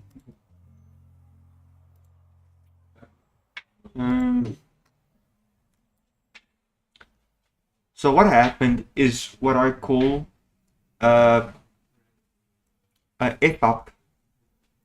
I drew on the wrong layer. Forgive me for my horrific mistake. And because I already explained the anatomy, I will not draw this now talking about the anatomy. I will draw this now talking about mythology and random facts that I may know of mythology. So no, not mythology. Better one, folklore, and not any folklore, South African folklore. So apparently, we mentioned the Karoo earlier, which is somewhat a mini semi-desert. Now, there's two kind of stories behind it. Well, again, this is not much folklore or stories. This is a bit more on mythology side. Not even mythology. What would you call it?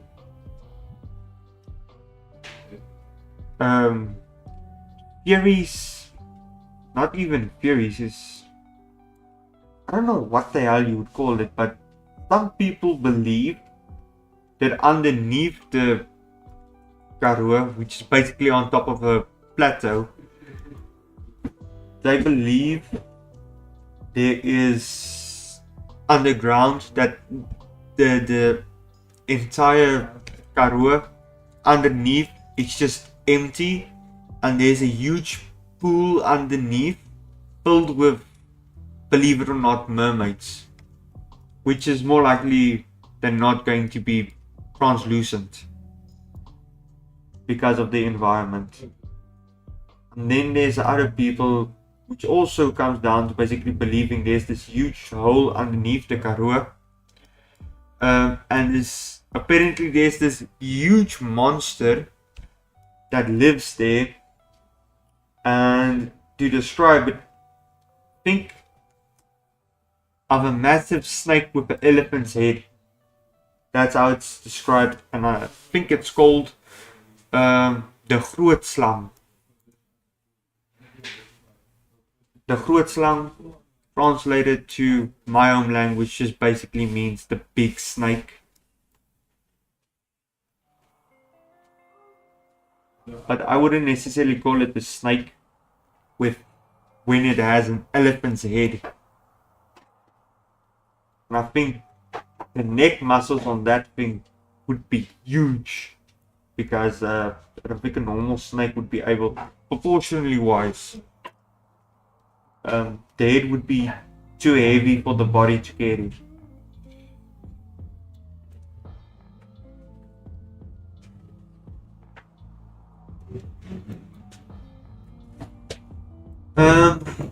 Maybe we can talk about some other random stuff I know. And I don't really oh yes, here's a folklore story. Like, you know, in some other parts of the world, like in Russia, they have Baba Yaga, or there's different versions of different characters, but there's this one we have called Eintjie Somers. I think a lot of people heard about Eintjie Somers as kids, which was basically one of those midwife tales. I think that's what it's called. It's basically just to scare children to not stay out late too long. And Eintjie Somers is basically this old hag, witch-like figure that lives on top of a hill. But she also, there's different variations of the story, but the one I grew up with was she lives on the hill and she grows I think an orange tree on the hill.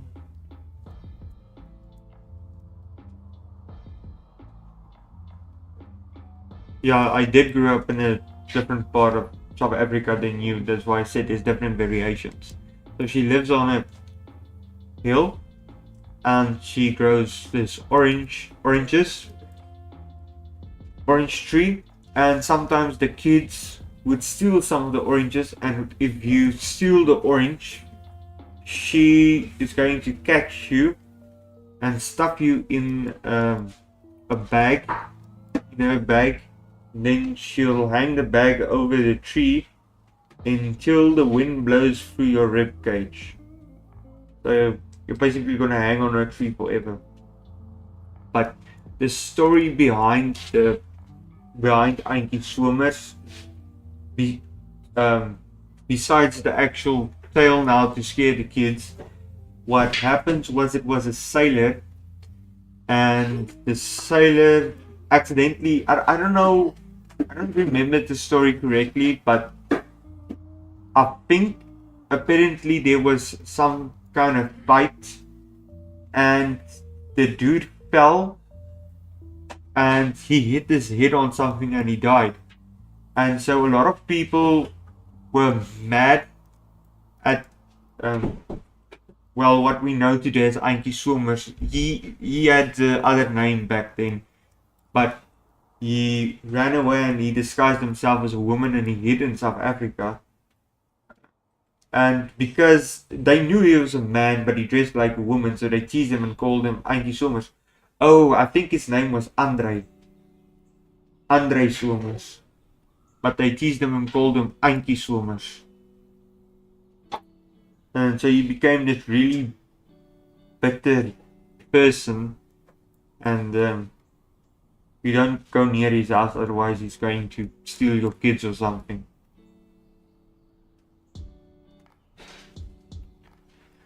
Some other folklore in South Africa that I kind of like. This is one of my favorites. is we talk about Van Hunks in the Devil. Van Hunks was originally a pirate, but as he amassed all his wealth, he kind of went into spices. And I don't know how much you people would know about South Africa's history, but way back when South Africa were more of a, how would you put it? It was more like a port city where people would come and just refill their restock on resources and stuff, but spices would get delivered here. But this is part of the story now. So what he would do is he set up a house here with his wife, and when the wife got a little bit too much, he went out to take a smoke. We have one of the world's 7 wonders is in our country, Table Mountain. So he lived right outside of, or near that vicinity, and he went to Table Mountain to take a smoke when the wife got a little bit too much on his nerves. And one day he met a stranger, and they made a bet. They would see who can smoke the most, and the stranger basically told them, if you win the bet, or if I win the, let me just get it. If you win the bet, I'll give you the world, and if I win the bet, I get your soul, which should have been a huge red flag already. But the dude said, because he's a pirate and he's a greedy dude, he said, okay, I'll take the bet. And they smoked for 3 days straight, and the stranger basically just couldn't keep up, and he basically passed out. And when he fell over, his hat fell off of his head, and when Van Hunks stood up, he basically saw, oh damn, this guy has horns growing out of his head. So he was basically smoking with the devil, and the devil was such a sore loser, he just basically took Van Hunks' soul anyway. So a lot of the time what happens, Table Mountains get covered with clouds, and when that happens, we talk about Van Hunks and the devil having a rematch. So yeah, a bunch of natural stuff. Well, today it can be explained with geography and stuff like that. A lot of those stuff were explained with stories and different phenomena. Very interesting stuff. How did you never hear of that story? Yeah, that's something I get a lot. So the Northern Cape, the part where I grew up, is kind of like the redneck version of America. It's very backwards, and we hear a lot of the folk tales, and you don't really have much to keep you busy. Like, we don't even have TV. Not everyone has TV in that town where I grew up. So we keep ourselves busy with stories, and I grew up with this specific book that had a ton of stories of different cultures that exists in South Africa. Because South Africa is a bit of a melting pot. There's a lot of cultures within the country.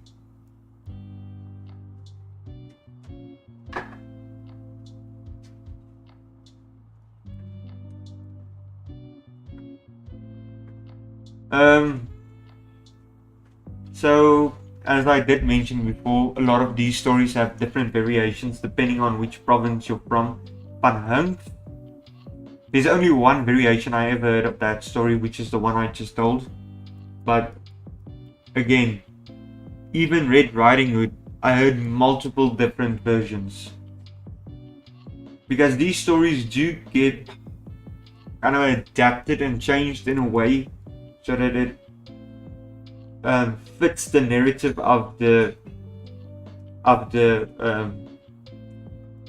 culture of the people that's telling it and the message it's trying to convey. So from culture to culture, it is expected to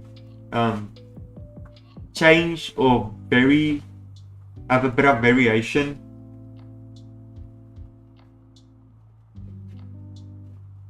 But again, it's really funny for me, the Van Hong story, because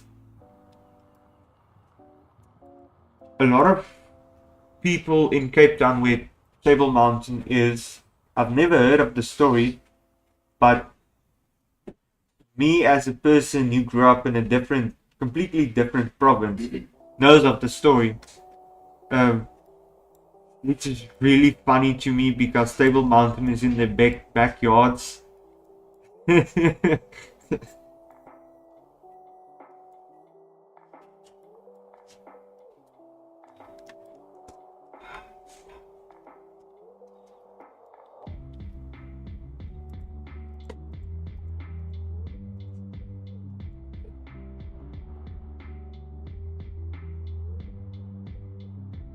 um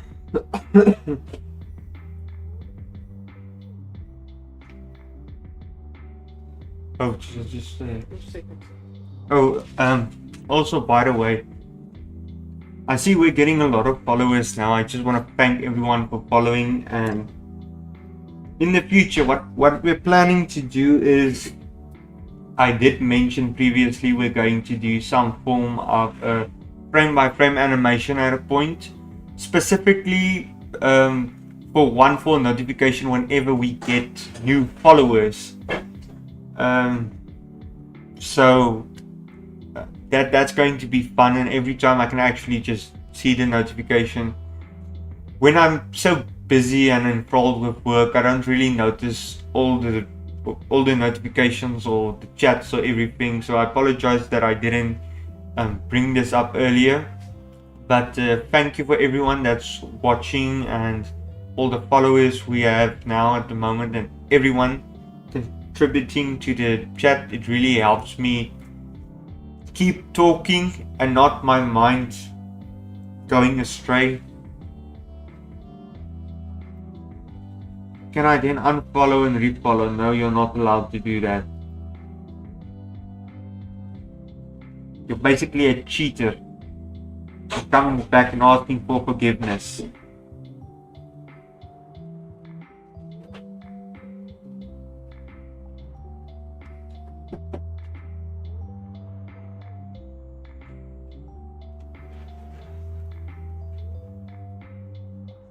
Talking about cheater, it kind of like reminds me of the Spartans in the, I think, the last battle of Leonidas and Xerxes, I think, where basically they really had the upper hand.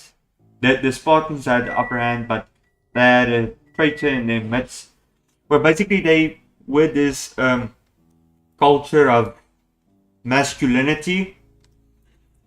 And when they had to go face Xerxes, I can't completely remember the reason why. I think Xerxes were this ruler trying to get more land or something, and the Spartans didn't want to give up Sparta to him, so they had to go to war with the dude.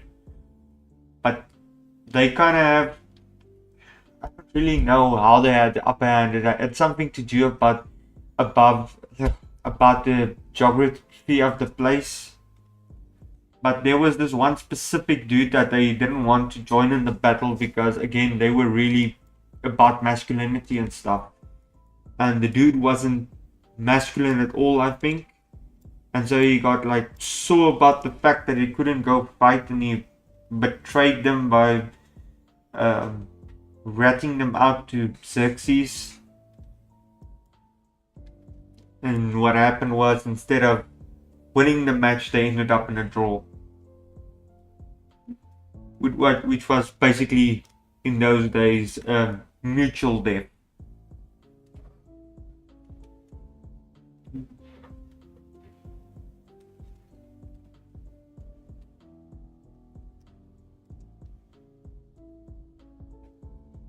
I'm confused, Rochelle. Why is there a snake in the chat?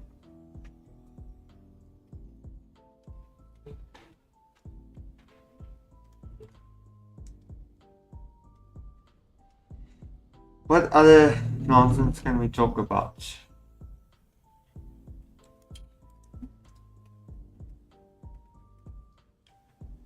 The tortoise and the hare. Oh, you know the tortoise and the hare that had a race? Everybody also there's different variations of that story, but I'll tell you the real reason the tortoise won that race. The dude had Powerade. It's not Powerade, he had he had petrol. And he climbed into his Toyota.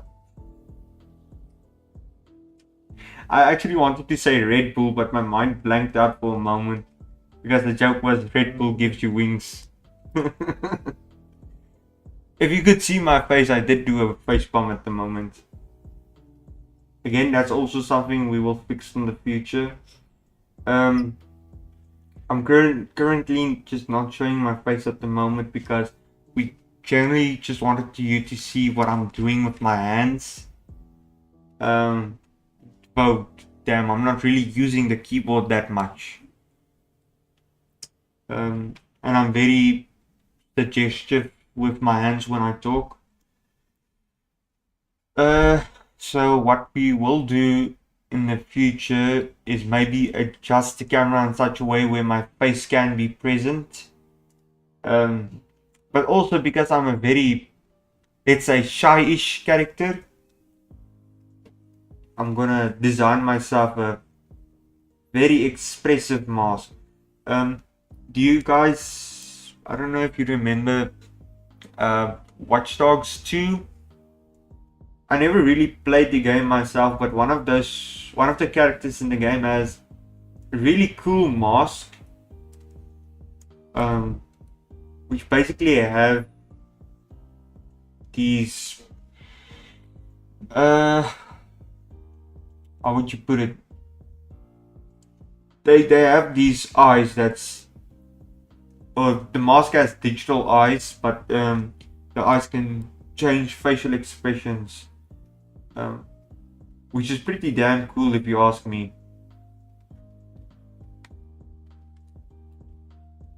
I've been joking so much I didn't even realize I did the forearm of this one.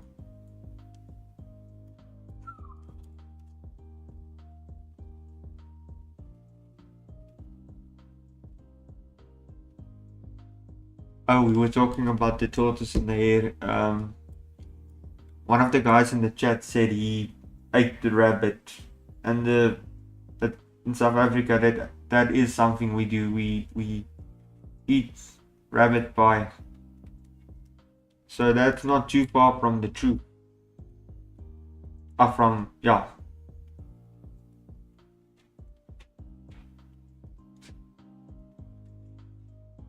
You know, maybe next week when I stream again, my brain will function at the better, I'm not going to say rate. Let's just say it will function better. Let's ignore the big fancy words and the correct grammar and all that nonsense. We talk in a proper South African accent, which basically means you can't talk English at all.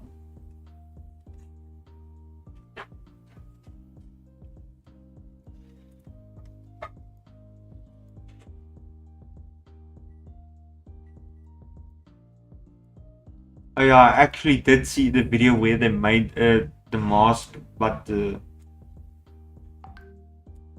I think I'm a bit too dumb to do it because they're completely out of scratch, and I'm not necessarily an electrician, so. And Dylan did mention it would be fine if I 3D printed some parts, so I thought of making a very off-brand version of the Dishonored mask, with the eyes working in a similar way than the watchdog character's eyes, and with the mouth completely open. So in that way my face is still covered, but the facial expressions done by my mouth is visible, and I can also be expressive with my eyes.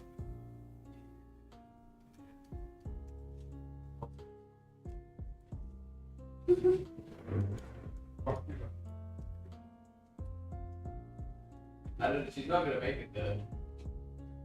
But I can't ask, because one time I did ask him what the day. Oh shit, dude, this power with words. Did you message him in Swedish? No, it's not gonna fucking stop.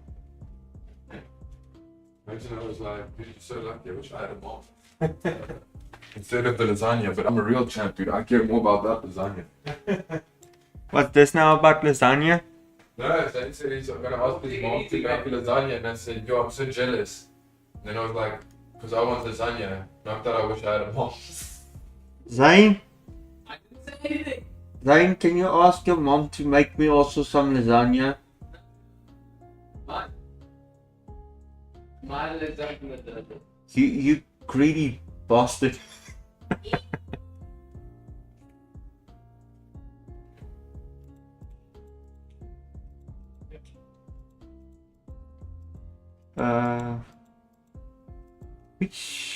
Which layer is the form on? Oh, this one.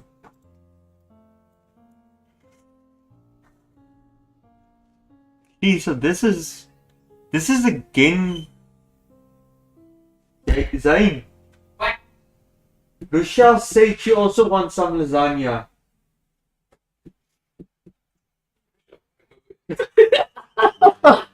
Zayn said you should come over to us and we'll give you some. Yo, you know, we even need a fun place. Then you come here and tell her.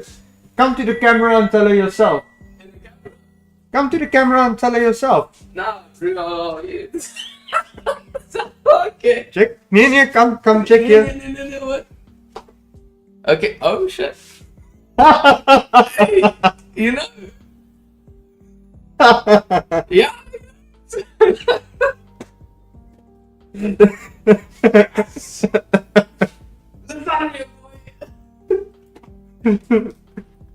Lasagna scored him a new friend.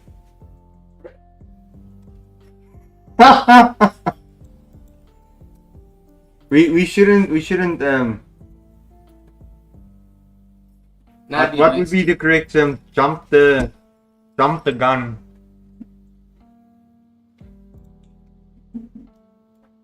What you busy with now? What you doing? The forearm. Oh shit. This dude is jacked. Yeah, dude, he looks just like me, bro. Hey, Rochelle, he looks just like me. Yeah, I'm using a picture of Zayn as a reference. I promise I'm not gay.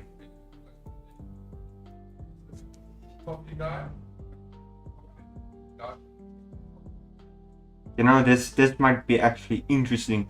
When this stream actually grows, we should do a popularity contest between me and Zayn. Because I can promise you now, this dude is going to be a lot more prevalent in the future streams because we like getting in each other's hair. Did you know what? I really don't like the way this arm looks. This one is fine, but this one, it irks me. I think I'll come back to that one later. So for now, I'm just going to focus on this one shading.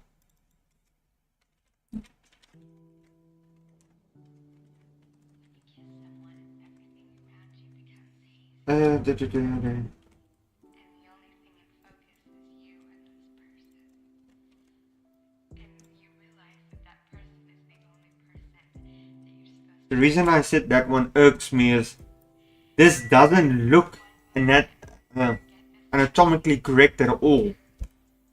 And with that said, it doesn't look like it belongs in the Dragon Ball Z style at all also. I can already smell the lasagna.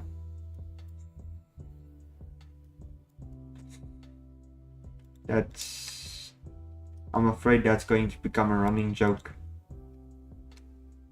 Hopefully not. For the sake of our sanity.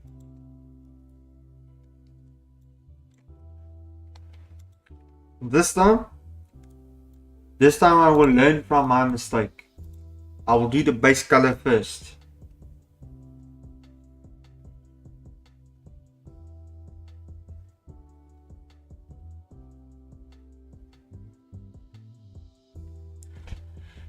So, sorry.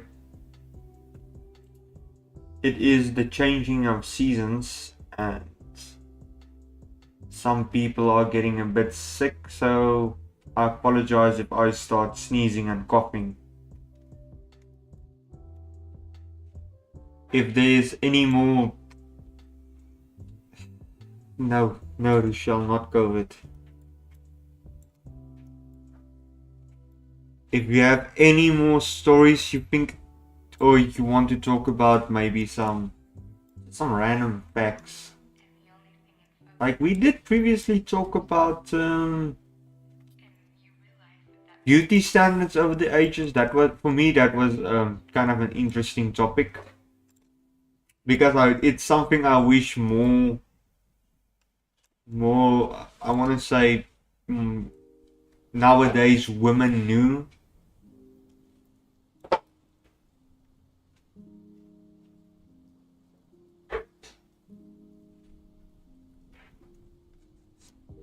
Because I don't know exactly from which era, but from my knowledge, the earliest point from my knowledge, I think this whole idea of extremely skinny women started, not was yet, but started in more or less the Victorian ages. Because I know way back when, at the point, they women with a bigger frame were looked upon more favorably because poverty, not poverty, but famine was a big thing. And if you get a girl with a bit more work, it basically means she's well fed, and if you're well fed, that basically means you have wealth. You have enough money to buy food.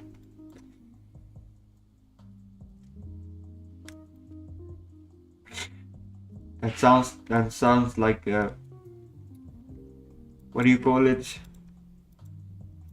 Almost like a, I think you call it a feeder relationship, where the one person just keep feeding the other one till they pop.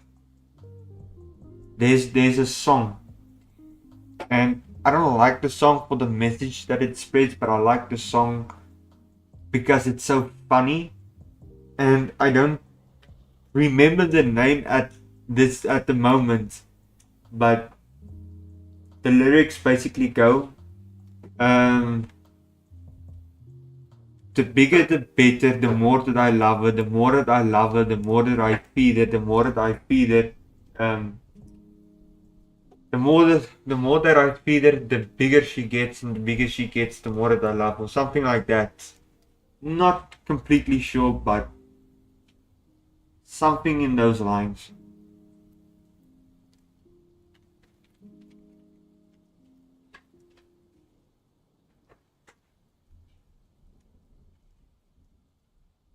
My biggest dream in life at this point, to burn down Disney. I don't really have much love for Disney, and I'll tell you why. So I don't think this is really a recent thing. I don't really think if they, I don't know if they're still aiming for this nonsense, but within the writing community, or not community itself, but there's something that's called the public domain. And what the public domain basically is, if a certain character, I think if it's the author's death, then about 70 years or so after the author's death, then the character doesn't have copyright to it anymore. It's free to use to the public. So the character would fall under stuff like the Snow White or Cinderella, characters like those, which you can just basically use. With something like you can't really just use, what would be a good example, like a modern day character from a movie, like a movie that came out yesterday, for example, and they have this protagonist. You can't just use the protagonist in your personal work, but and I'm talking, when I talk about personal work, I mean like theater stuff.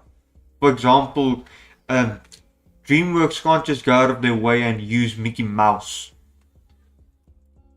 because Mickey Mouse belongs to Disney.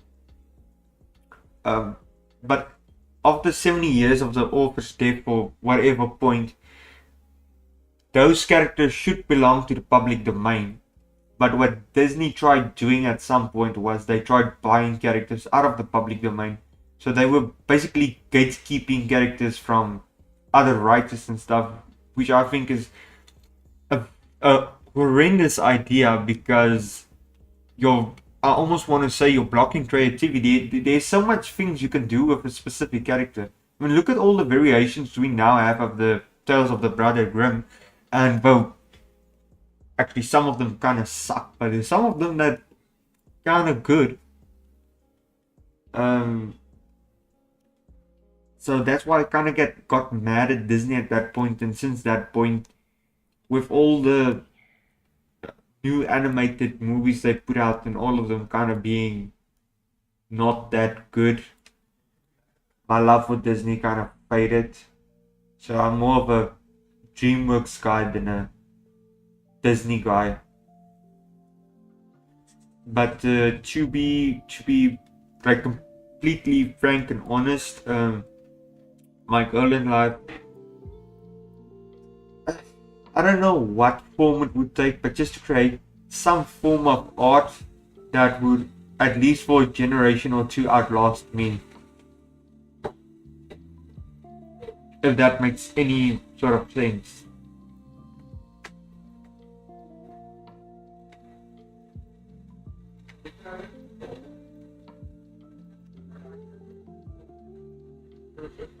I think this back muscle would just be completely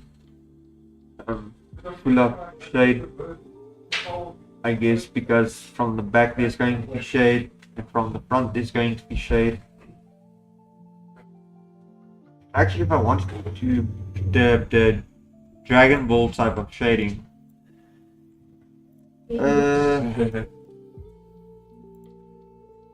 this would actually be more of a, they kind of keep it not squarish, but almost kind of like that-ish form. So I can think, probably just choose that. I think that's fine. Can probably fill that in. Also, something I have to give applause to the art style of Dragon Ball Z. Their shading is pretty accurate.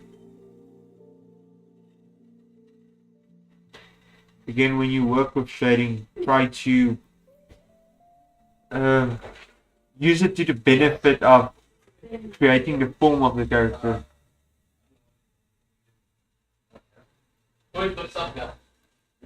Yeah. But by the way, Maybe there's something else missing. we have returning character, don't we, Zane? Huh? I'm talking about you being a reoccurring character. Oh, yeah, okay. I thought you said returning character. Yeah. Would you care It's for a- a nickel? Yes. Oh. Thank you. Now I'm a nickel richer than I was before. Thank you, Zane.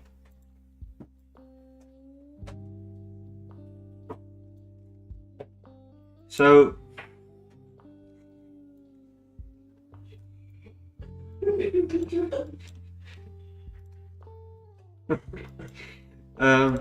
there's this saying I used to use when I was younger. I'd say it in Afrikaans and I'll translate it over to English. Die muntstuk maak die rand, which is basically the coin makes the dollar. So Mangles. Yeah, I think that one looks pretty good. So okay, actually this is something I want to experiment at the moment. Oh, yeah. Just want to make sure I select the right layers. These layers should be on top of the body. So this is basically what it looks like at the moment. Yes, Tanjiro. So what I want to experiment now is how well the arm is going to react to the body when it moves.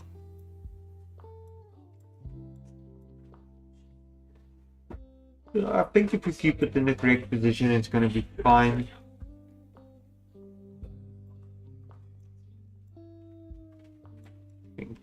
That's see, that's not going to be fine because let me just quickly show you.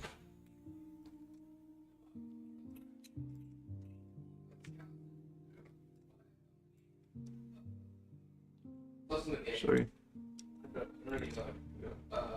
This also isn't quite correct. I actually need to fix this, but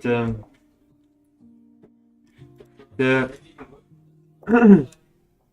this corner of the front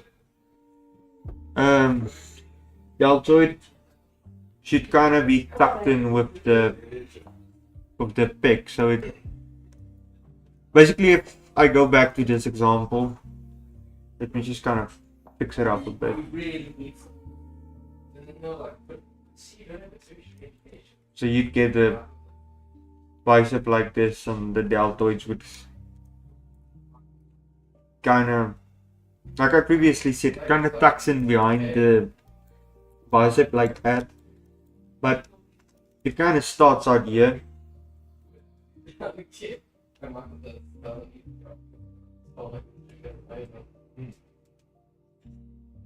So you'd get something more like that. The proportions again not completely correct, but yeah, the deltoids start at the pec, and obviously it's not.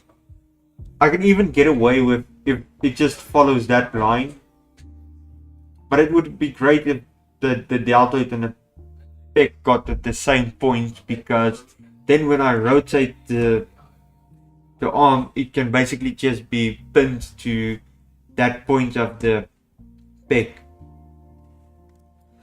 So probably gonna need to fix that. I can leave it like that, but I'm not going to be happy with doing that.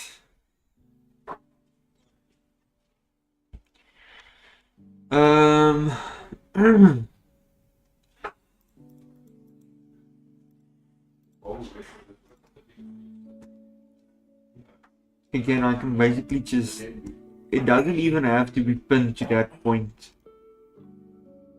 It should just follow the shape of the pec. That's not going to be accurate, and that's not going to look very well either, but it's something I can get away with. But you know, I'm just going to be a sore loser about it and still try to figure out how to stick it to the pec. Not stick it to the man, stick it to the pec.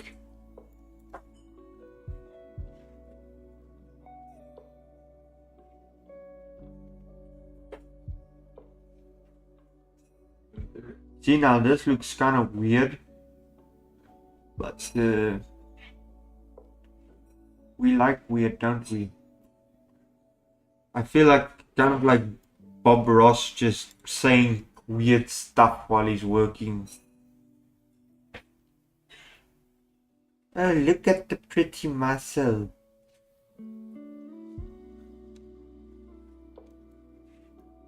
That's a weird looking muscle, but it's a muscle I can get away with.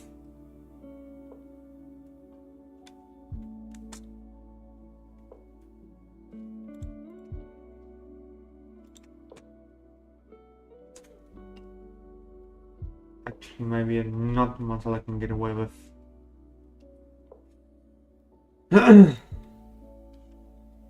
So I apologize to...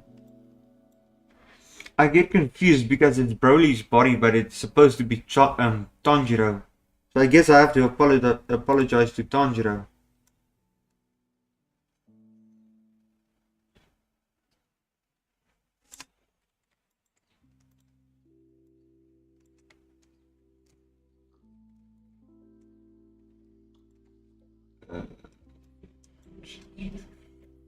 Get to the fight leaders. Whenever I get to a point, even when it's shading or when it's a drawing, if I get to a drawing that kind of gets something like this, like for example in that arm with the shading, I kind of get I want to say a fancy word, but I get confused because this kind of like reminds me of South Africa's flag. What you just have to do is,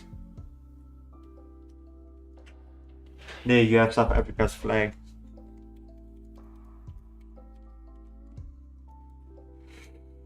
It sort of reminds me of high school, where we had to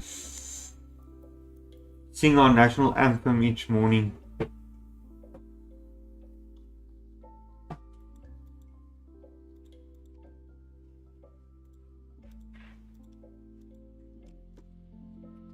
It still doesn't look completely correct, but it looks like something we can get away with.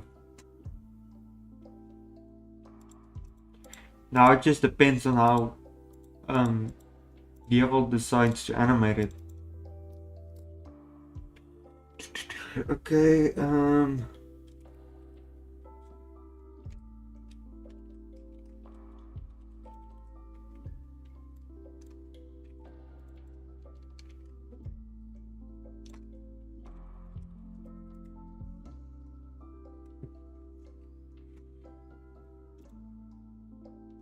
okay, so I'm gonna keep the outline of the body here.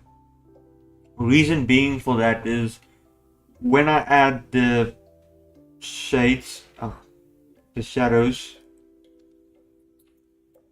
I'm going to use the outline of the body as reference for where the shadow is supposed to fall. But see, this is also kind of like a difficult thing to do because when you move the arm, you can't keep the body's shading on the arm because when it moves outside of the body, it's gonna look weird. I don't think I can even. I don't think it's necessary to use the body, even though that would be the correct thing to do. But within the scope of how this animation works, it's not going to look well.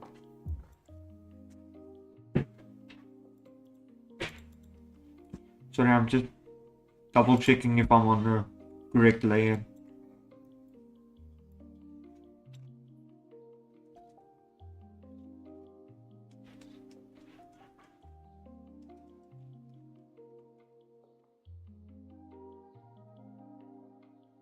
He liked it, but he didn't accept the copy. It was fun.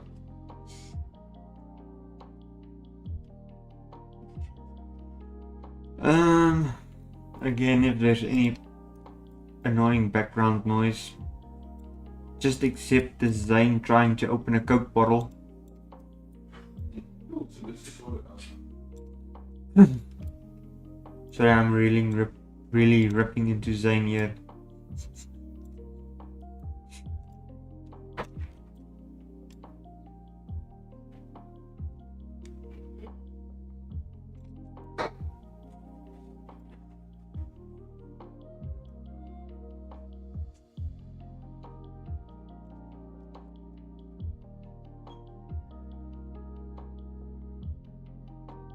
Um,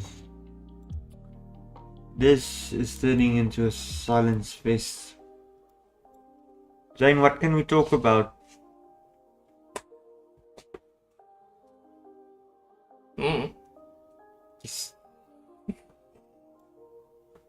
It's a good topic to done. Ready, Ghost stories, Daniel. Oh, ghost stories. Oh, We'll okay. talk about this in our meeting later when the stream's done. Would we maybe pick some topics for Sundays, like we said, like maybe on Wednesdays you chat about what you're drawing and like church. But then on Thursdays or Fridays, you talk about like some shit that interests you. Still Zane, Zane, here's an interesting comment that you might like. That Okay. last one.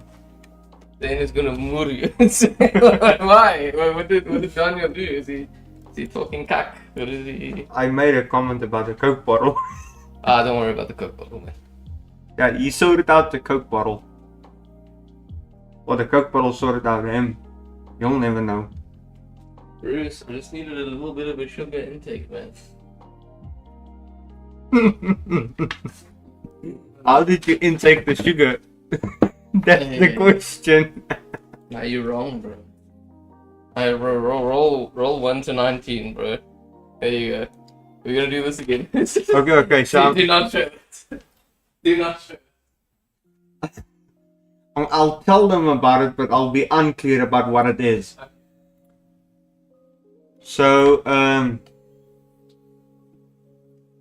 basically what we did with our intern, because with the stream I couldn't give him all the attention I wanted to mentor him.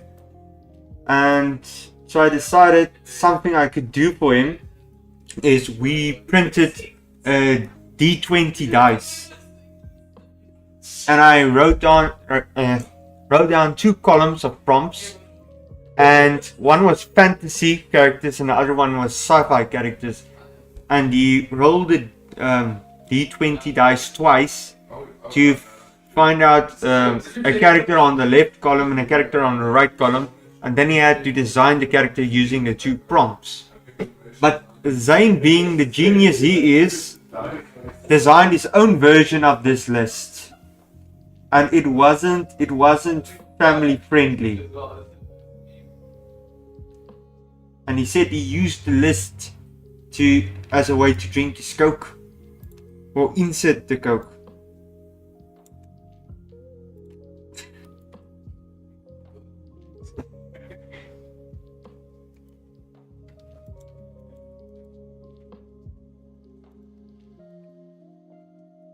You talking cack? You talking No. cack? Huh? Inserting the Coke.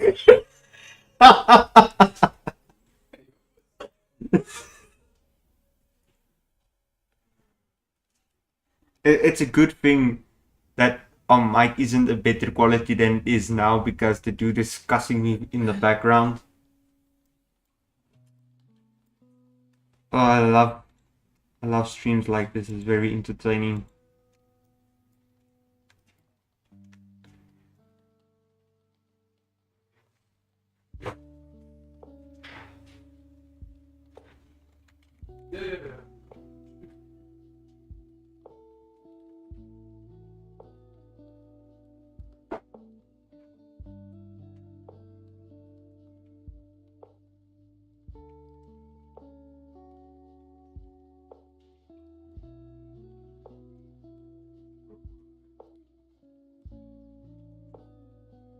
Okay, Joy Boy, let me correct you.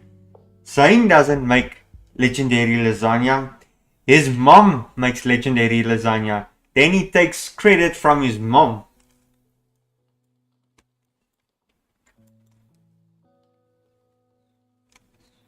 His mom should actually copyright the recipe.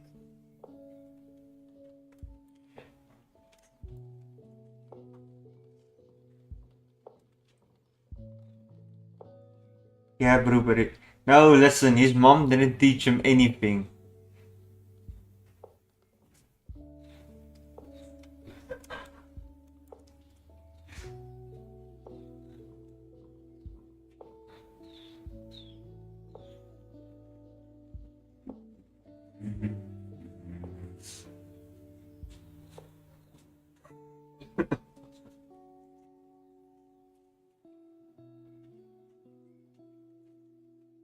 I literally have pasta in my fucking bag, bro. I'm not even kidding. It's good spaghetti. Zane's mom made this legendary lasagna. No. And this is him. This is his attempt at It's dry spaghetti. I bought it. Woolies, you know. He didn't even open the package and he already considered it as lasagna.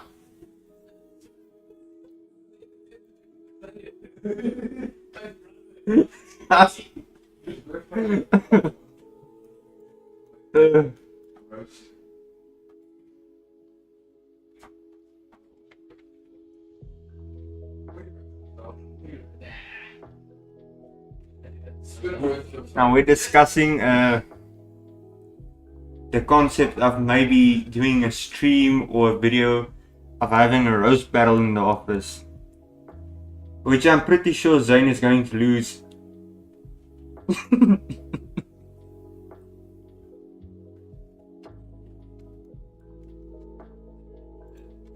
Yeah.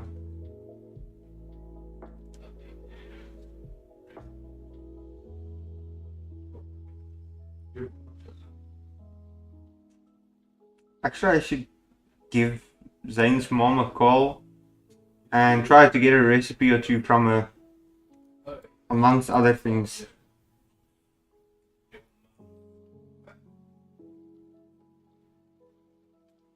You know, also, I'm actually glad because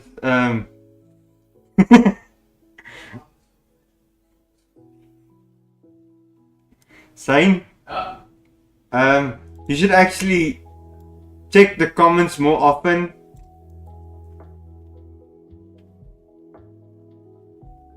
Daniel, are you aware that Toy Boy is me? No. The last one. No.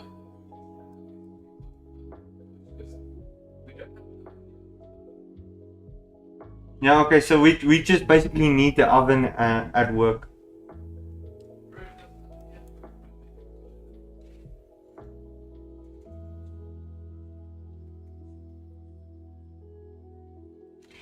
Yeah, so we just need the oven here to make food, and Gordon Ramsay to teach us and scold us. But I think he would have more trouble with Zane because he considers cooked food still in the package.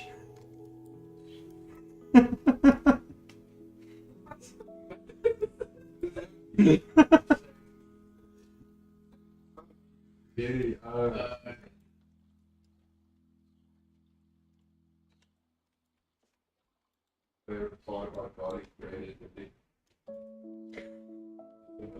Oh, you know what's also something fun? The office considers garlic bread a religion.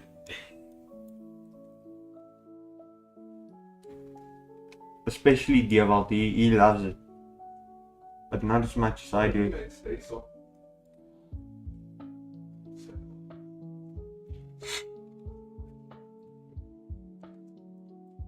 So, dude, how did we go from talking about folk tales and mythology and fun facts to office skits? Yeah, and then you just hop around. Yeah, but now You can basically promote E.I.E as a garlic bread lovers. Don't you like garlic bread, Daniel? No, I told them we can promote E.I.E as garlic bread lovers. Oh, And I actually basically told them garlic bread is our religion. yeah. that's important.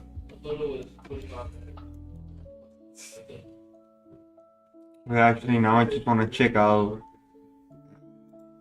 the arm would interact with the body. I actually think this one is going to work better as the other one. Yep. I think that's gonna work good. Damn it. Rotate.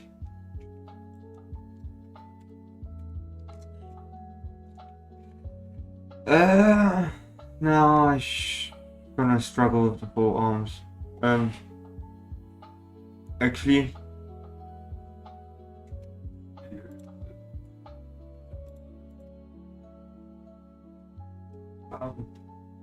let me just save this before I make a mistake.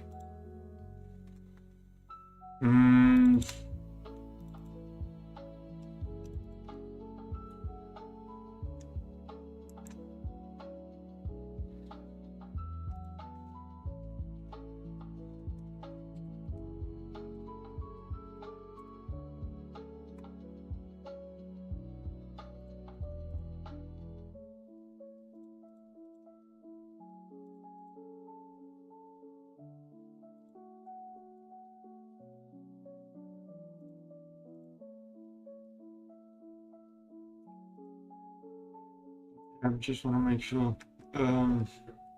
Left upper arm.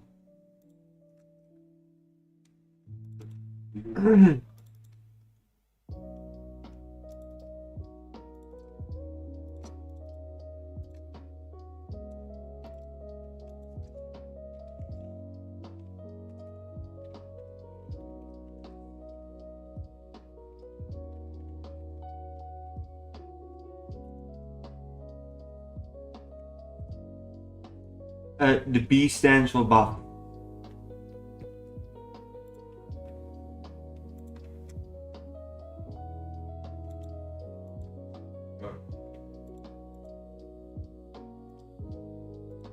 I'm unfortunately going to have to... I'm actually going to have to fix the neck on the lower body before I can save this. Just put on the head, down the opacity.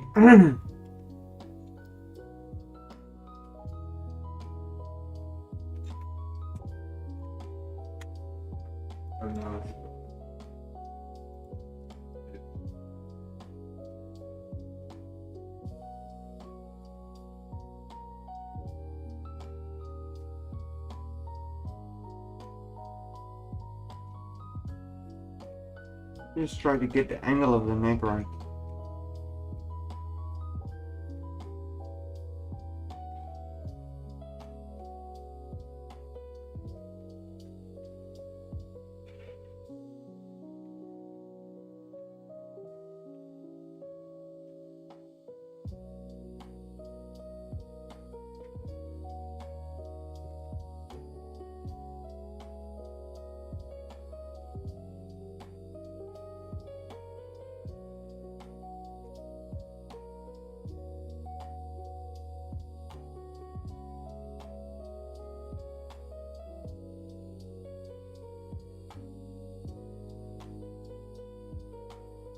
Hold down. No.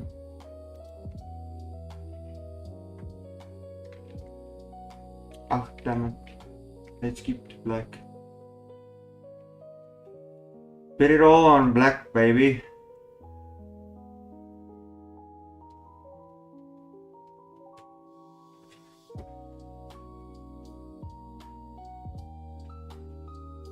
Okay.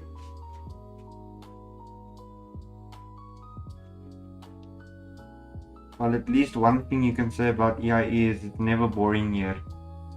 Always something interesting up in the air. Yes, Daniel. Keep saying good things about us. Keep saying good things. Keep saying good things. I don't want to get fired.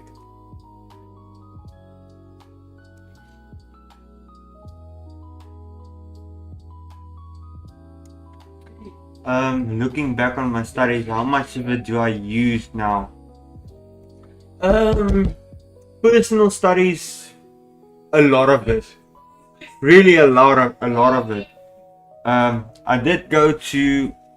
was part of an art school, and if you ever hear me talking about art, modern day art especially, I will rant about art schools because they don't teach you art. You walk in there hoping to learn anything, but you walk out of there with the same amount of skills you had beforehand. They don't teach you anything about art. They only teach you about how to think of the concepts behind the art. Like, you know, nowadays they put up, when they do a painting, they just put a red dot on the canvas and hang it up in a museum, and it's basically representing, let's say for example, the Republican Party. And it's basically just an excuse for lazy art. That's how I feel about it. And that's what art school teaches. It teaches you to make excuses for bad art. That's my opinion of art school.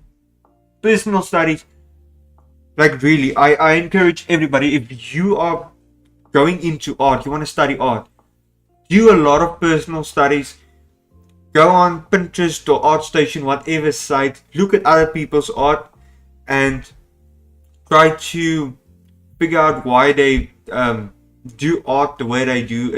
In yesterday's stream, the last bit especially, I talked about this, but every form of art, and I mean even stylized art, stylized just doesn't drop out of nowhere. It is realistic art with a lot of shortcuts. That's what stylized art is. Like for example, I previously talked about the jawline. They don't draw the jawline. They basically draw a round head with a neck, which basically looks like something similar to this, and they would color in this bit or use shading on that bit to create an illusion of a jawline. So I even told this to our intern, look at other people's art, look at what they're doing and try to understand why they do what they do in the sense of their art. And when you're working with stylized art, just as when you're drawing realistic art, you try to keep within certain boundaries and set of rules, which if you break out of those rules, it breaks the consistency and it doesn't really look like it fits in with the rest. So there's always this set of rules that you follow, and if you decide to break certain rules, you have to keep by the rules you broke and the rules you didn't. So yeah, my opinion when it comes to art studies, personal studies, fantastic, best thing in the world, but art school, piece of nonsense. They don't teach you anything, they only teach you excuses. And some people might think, oh, that's a hot take. It's not a hot take, it's the honest truth. Yo, but Daniel, you're known for being quite a liar.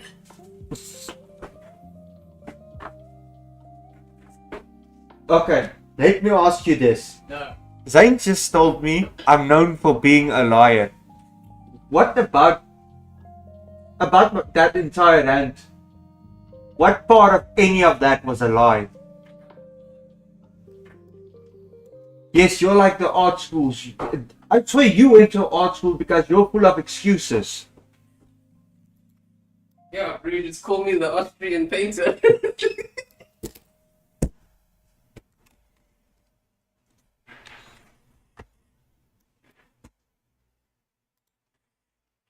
I don't know if that's a friendly joke to make, but I don't think, with my opinion on art schools, I don't think Hitler, it was necessarily for him to be that butthurt about not being able to get into art school.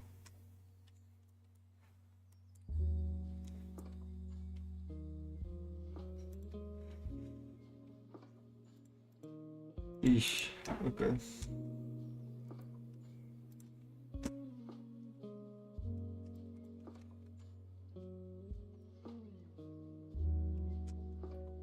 Let's just take a...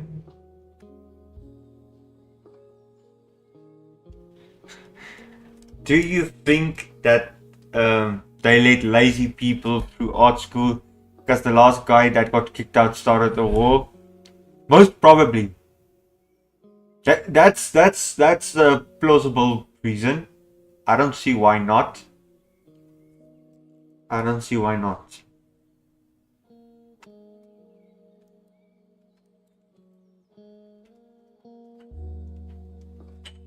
But I think it started out that way. I think nowadays it's just excuses.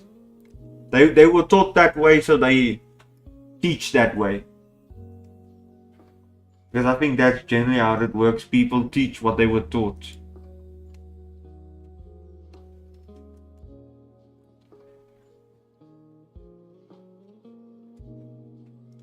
Yes, see so many layers. I feel like I punished myself. And I don't consider myself a masochist.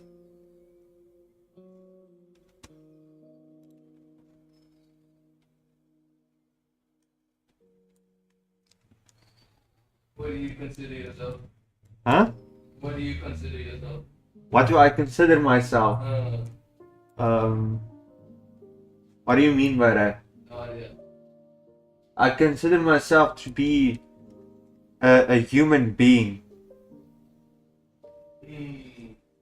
which is very far-fetched based on all the things I've done in the past. What have you done in the past? I slept for 12 hours straight.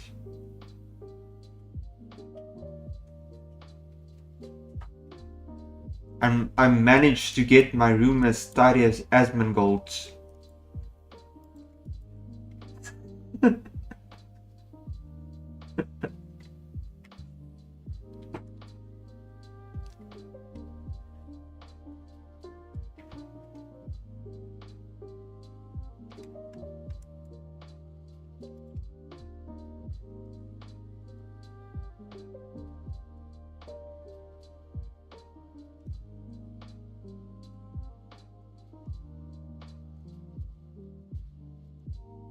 Yo.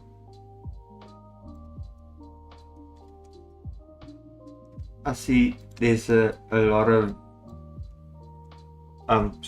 hot takes being made today. At least the chat's not being too spicy. Unless Zane gets involved.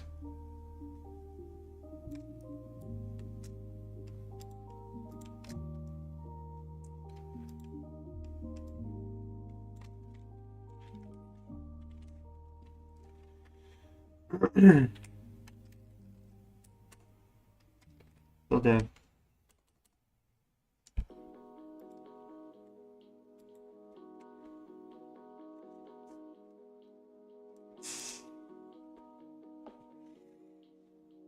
Yeah? I heard you laughing. Yeah, sometimes I watch a little bit of funny things, bro. Whenever I stream, this Zane just gets up with nonsense. Sometimes I'm afraid of him. I don't know what the hell he's doing. I just hear him laughing or giggling. And then I get afraid because I don't know what he's laughing or giggling about. And I do know previously that Dewald stood here next to me and Zane was behind me or I don't know where, and they recorded something. And I don't know what they recorded. And to this day, that frightens me. And I don't think I'll ever get out. I don't think I'll ever get over it. I think I'm traumatized. What do you say? Put it up my PC, cause I need me. You can't, dude.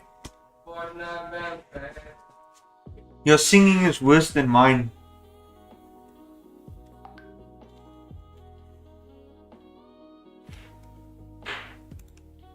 Again, my Friday brain just kicked in. I'm just confused. Where was I? What was I busy with? Flavors. Oh yeah.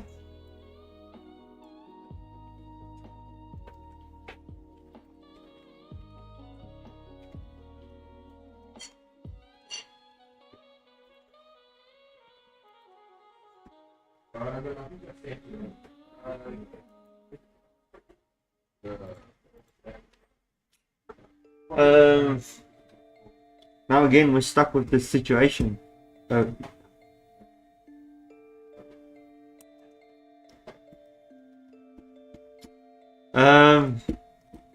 dude saying he had mutes sing better than me. I'm not going to disagree though. I'm not going to disagree. Which just emphasize how bad Zayn sings.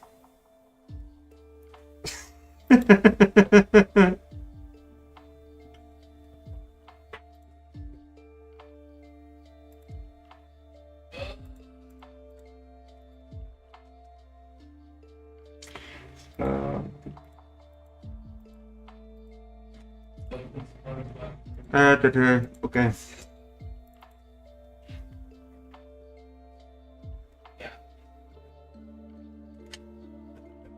Joy Boy. My guy. My guy.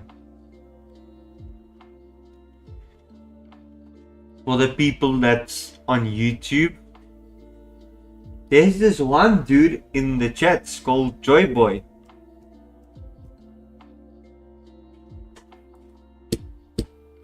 And Joy Boy is leaving very risque comments. Because if I wasn't tied to this chair at the moment, I would find him and I would choke him. Unless he finds that pleasant.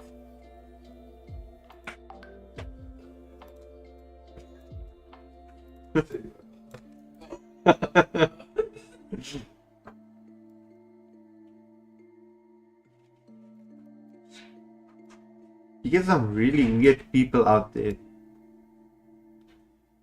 Masochists especially. Joy Boy is on the wrong side of history is what he is.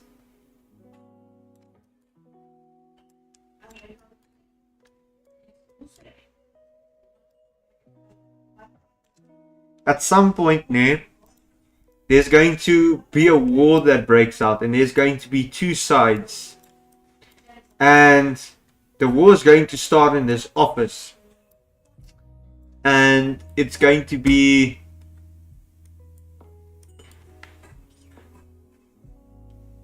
the Zayns and it's going to be the Daniels. And our Jolly Roger will be a burger and his will be lasagna. And it's going to be the Great Food Wars. They even already made an anime about it. Go look up Food Wars.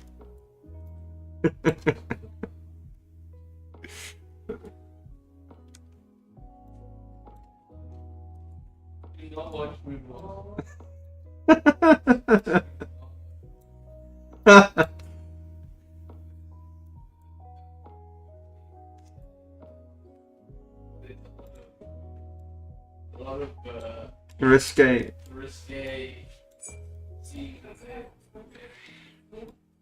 Yeah, so Zayn, he made a comment in the background. It's actually a very valid point. Do not watch Food Wars. It's not child friendly.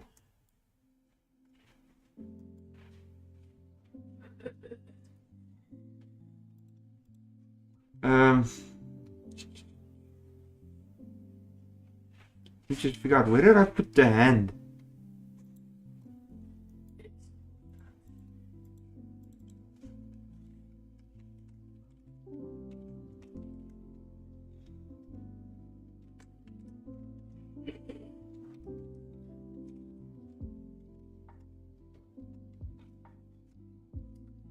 Dude, again in this comment section,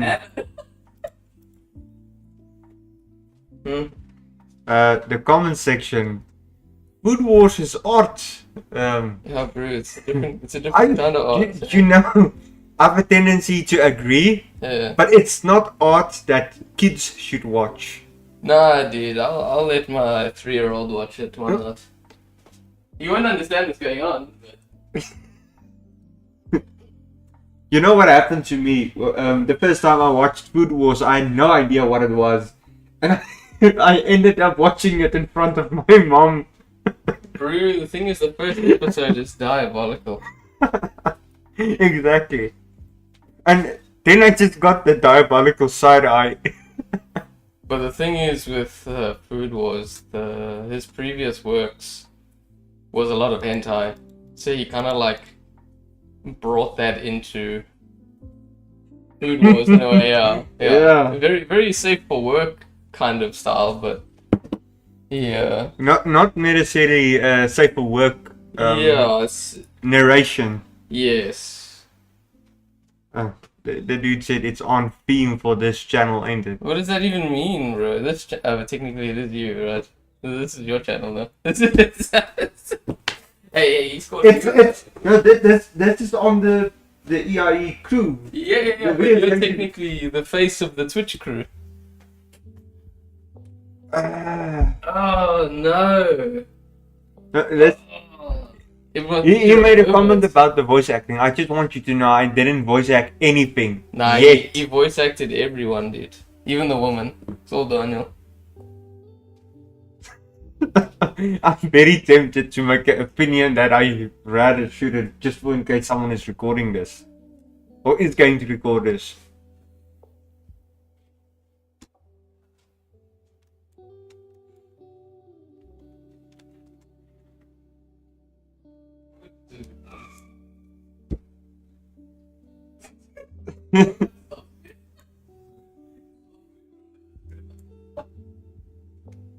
I completely forgot what I was going to do. Oh yeah, I was looking for a hand. Not the hand that would be cooking in Food Wars. No. The hand that I drew. Tanjiro's hand. Which does not know how to do that type of cooking.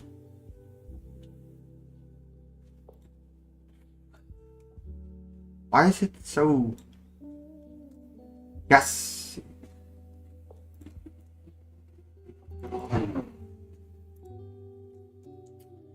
The omnipresent cheese records all.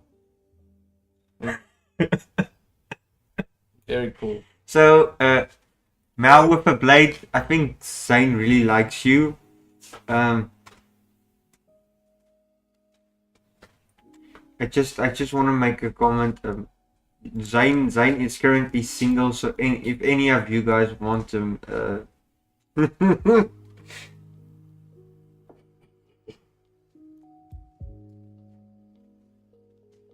and you see, he didn't have any problem with me making that comment. It's the truth, Daniel.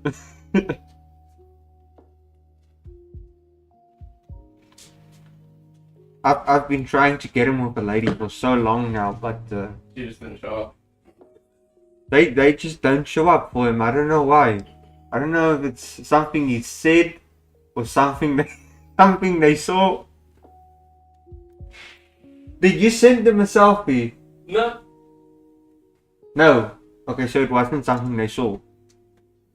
Nah, bro. I mean, if they want a selfie, they can just look at my display picture, bro. It's not hard. It's right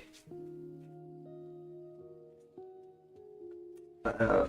Damn, I need to explain the feel of the garlic bread baguette and the omnipresent cheese. Actually, funny enough, the one person you sent me, so what happened was I spoke to them. Then I come a bit closer to the mic so that they can hear this. Yeah. The funny laws. So what happened was I spoke to them, and still I was a bit hesitant, right, about doing anything. So I was like, this is a girl I hooked him up with.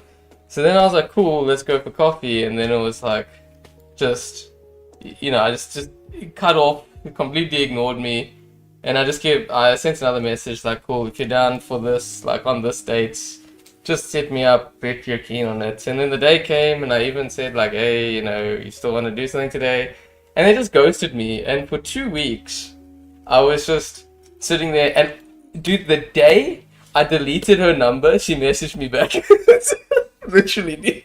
And I was like, screw this, man. I'm done. the best part, I didn't get that part of the story till today. Did I actually tell you that? Yeah. No. Yeah. She messaged me back the day I deleted the number. I just knew you guys weren't talking anymore. I didn't know how it happened. Oh, I just ignored it.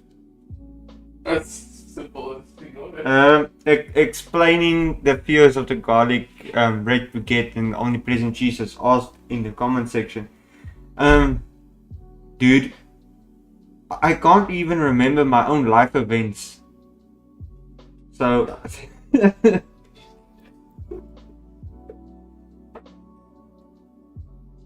No, what you've done wrong.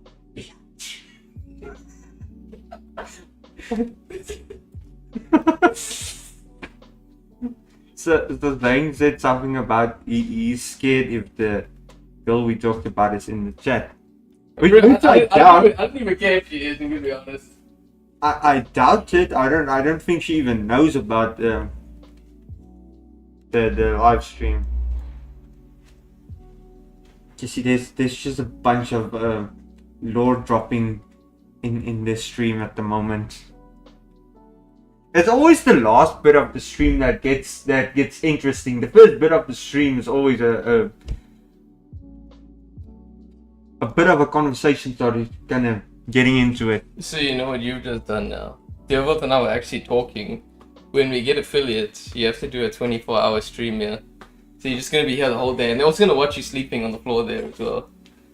Yeah. Oh, yeah. Yeah, I think it'll be. Isn't that right, Devolt? It's gonna have a 24-hour stream. No, we're going to take shifts. Is what's going to happen. So- Always wanted to do this 24-hour stream where that 24 hours got split there. No. So what's going to happen is we're going to have 24 hours. Okay, 6 hours of me drawing, 6 hours of Zane playing games, 6 hours of Dewald animating, and 6 hours of Dylan doing websites.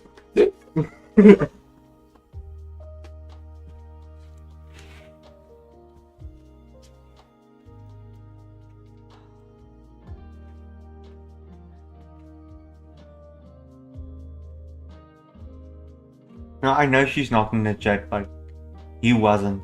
And another thing with that being said, the reason I'm falling on this for the people that's watching this on YouTube, one of the dudes asked if the girl that we talked about, or he said the girl we talked about is not in the chat. And I'm just saying, no, I know she's not, because I don't even think she knows that this stream exists. Why did I draw the sleeve, man?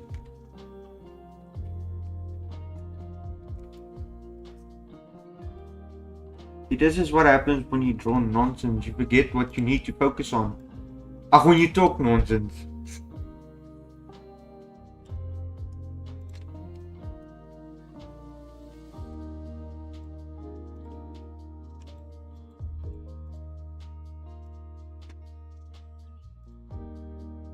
Maybe it would be a smart idea to rotate the hand in the correct position.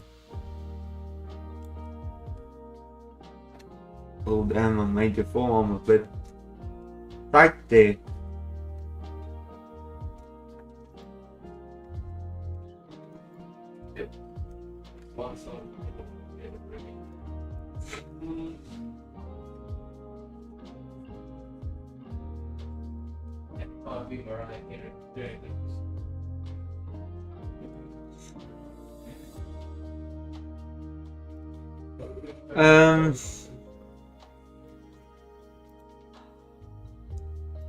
Let's just check here. I think I'm gonna have to.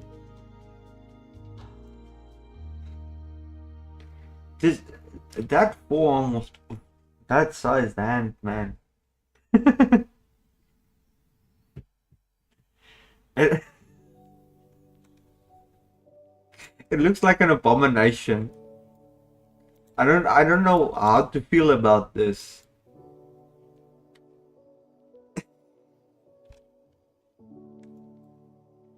we should just make the best of a weird situation. I'm just gonna erase a little chunk of that so it just looks at least a bit more natural.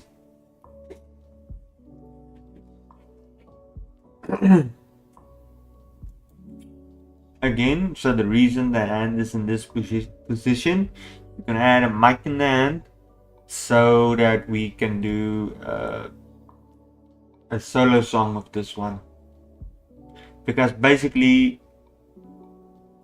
if I'm allowed to drop the law, Tanjiro and Goku went into a fight and obviously Goku won, and now Tanjiro is having his redemption arc. Which is basically also going to lose, I think. Sorry, Tanjiro.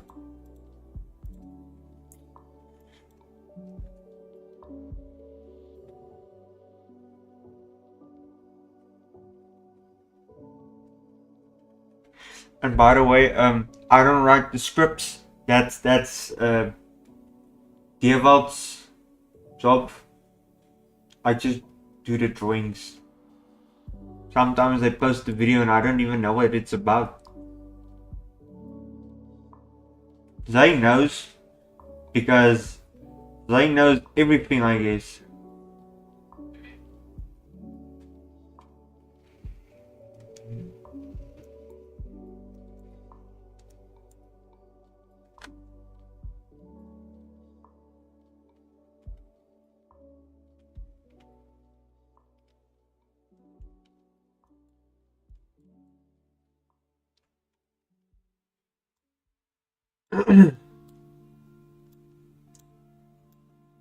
I always feel so kind of guilty when I have to rotate the canvas because it gives me motion sickness. So the people that doesn't know when it's going to happen, I can't even imagine what you're going through.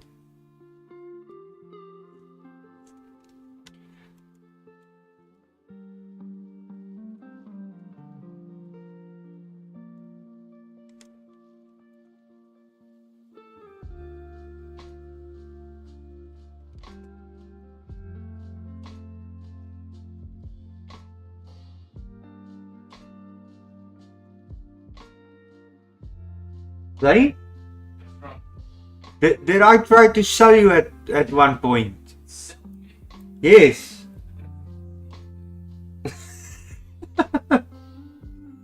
I don't think it's legal more.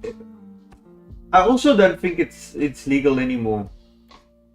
If it was, then maybe we would have had a conversation about it, but I don't remember talking about it.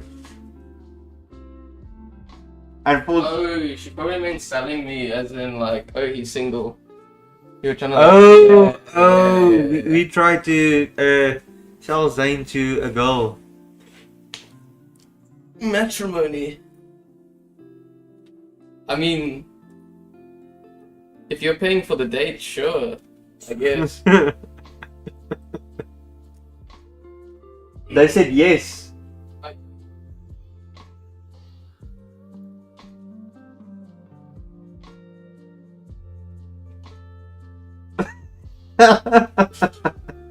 Matt's trying to sell me on Twitch chat.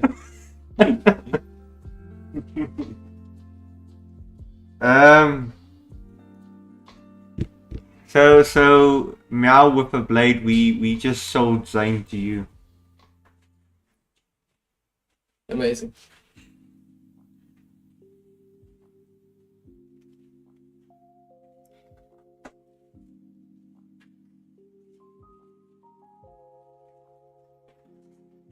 The sandwich in the kitchen. Oh, thanks, man. It's...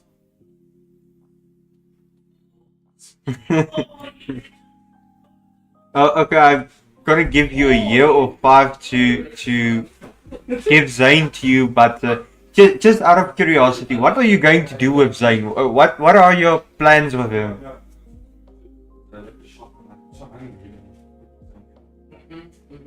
Valid choice. Valid choice, dude.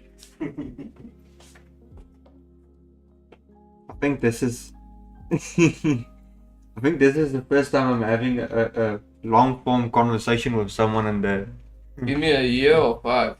Yeah. So I think they're preparing themselves for you.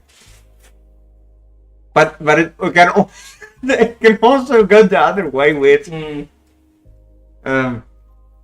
it's either you're gonna have a long happy marriage, or it's gonna be some sadistic masochistic kind of stuff going on. I mean, if you're gonna beat me, man, just be gentle. Yeah, be gentle when you beat her.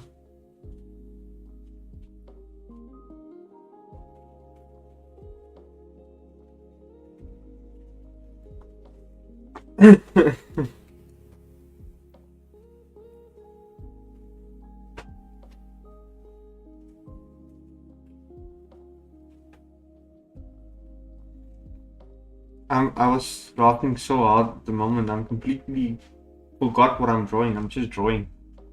I don't know what I'm drawing. I'm just drawing.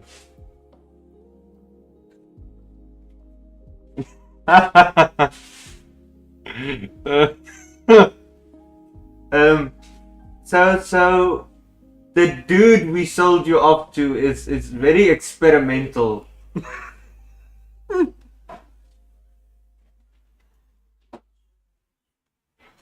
Zane, Meow with the blade is a man. yo, I thought they were a woman. Nah, it's okay, Meow. Go ahead, you already sold it. I already got the payment. I can't pay them back. You can just give them a refund, bro. Just double it, give it to the next person.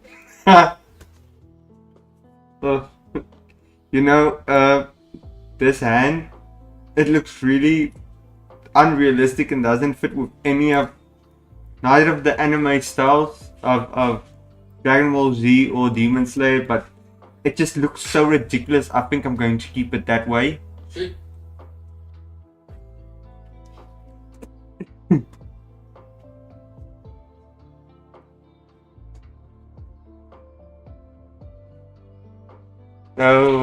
So the guy in the chat just gave me some drawing advice, and some of as I previously mentioned, this chat is sometimes a bit sketchy, and this is one of those moments. And now I'm in this weird situation where I'm not sure how to reply to all of this stuff. I'm kind of... Wow. I want my mom here to hold my hand and navigate through this difficult situation in life. Because this... I don't know, man. How do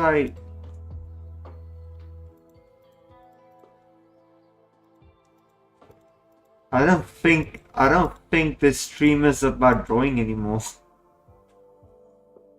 I'm so getting fired.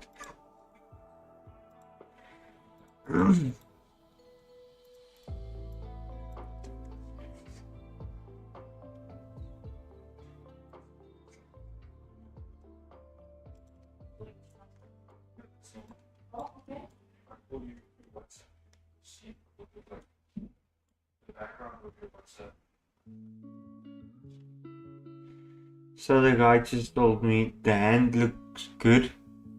If it is holding a sword, then it looks good. If it's not holding a sword, then it doesn't look good. But the thing is, this specific hand is holding a mic. But the other hand, on the other hand, pun not intended, is holding a sword. So it's kind of it's a difficult situation to navigate.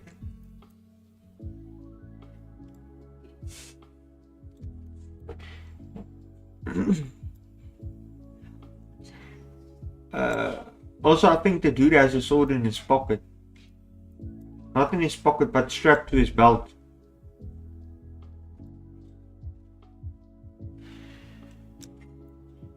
Again, we really need that animated notification of when somebody follows us, because then I can see it at the moment, and then I can actually thank the people that started following us.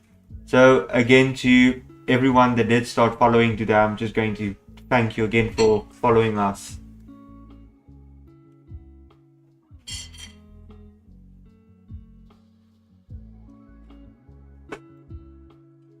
So yeah, if you just joined the stream recently and you weren't here earlier, we do post this on YouTube, the recording on EIE Crew. If you do want to watch it from the beginning, we had some interesting conversations and stuff earlier.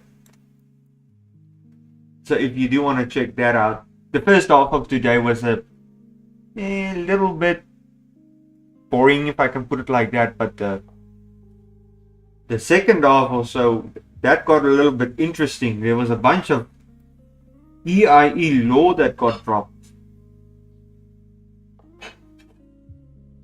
By the way, Dewald and Dylan, they never explained, they never told you any of this. It's actually a company secret, but I'm going to tell you what EIE stands for. Existence is exhausting. And they didn't want you to know that because they tried to stay positive, but sometimes the work just get a bit too much.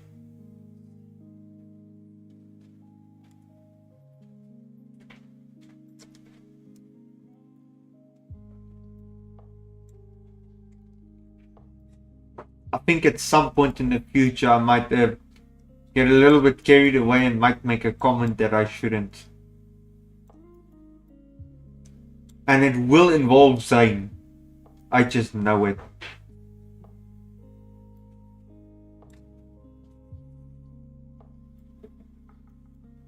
Because we're collection media. Again, I apologize to Zane for not wanting to apologize to Zane.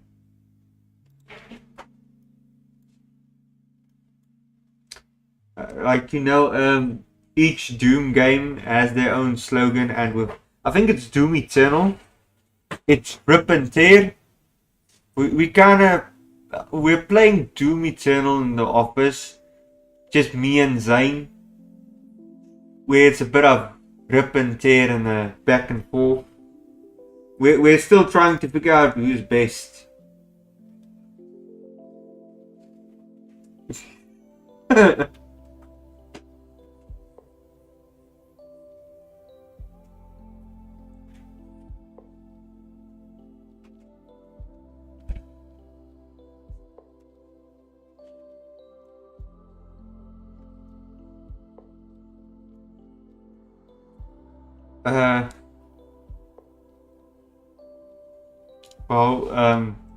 Mal with a blade just said, at least there's no risk involved. I wish that was the truth. Zane does tend to get physical if he doesn't get his way. For example, if his mom doesn't make him his favorite lasagna. His mom did give me a call and complain about him. Hey, yo, what the fuck?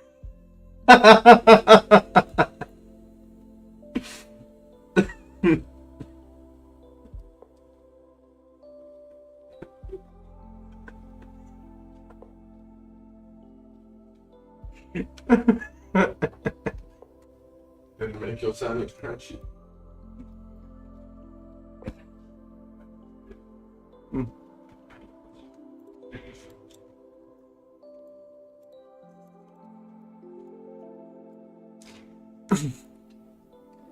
So yeah, the streaming is about me, but we learned a few extra things today. A little bit of anatomy, a little bit of South African folklore and geography. A few very interesting things. I think some mythology, beauty standards over the years. Hopefully at some point, nah, I'd rather not make that joke, maybe Zane will kill me. I'm sorry, Zayn. I love you.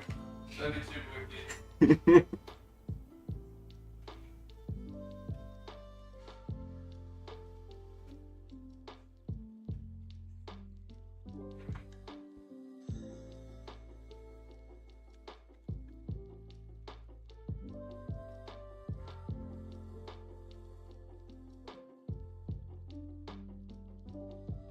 Yeah, when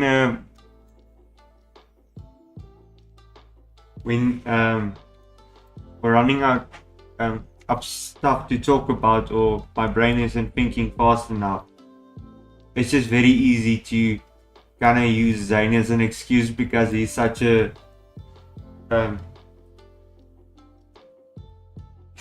it's easy to just tease him because he plays along with it. So it's just a nice thing to fall back on. And sometimes you get kind of entertaining.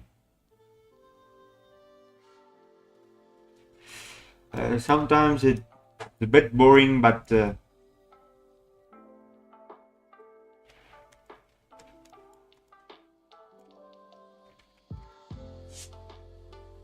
now with the blade,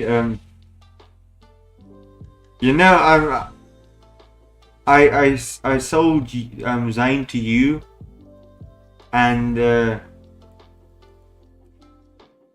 it's not mine anymore. It's yours.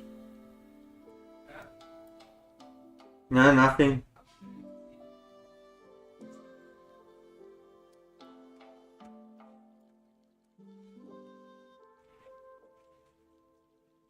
And also something I want to comment on. Different types of love does exist, and me and Zayn, we have a very close bro love. We have the, I almost wanted to call it a Naruto and Sasuke type of love, but that's something weird. I'd rather call it a, it would be better to call it a Vegeta and Goku type of love.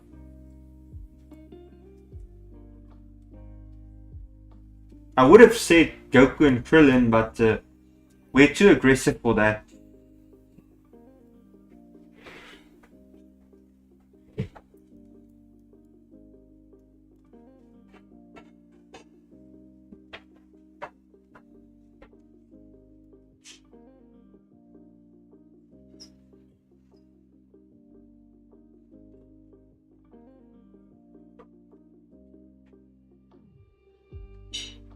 Yeah, I guess you're semi right.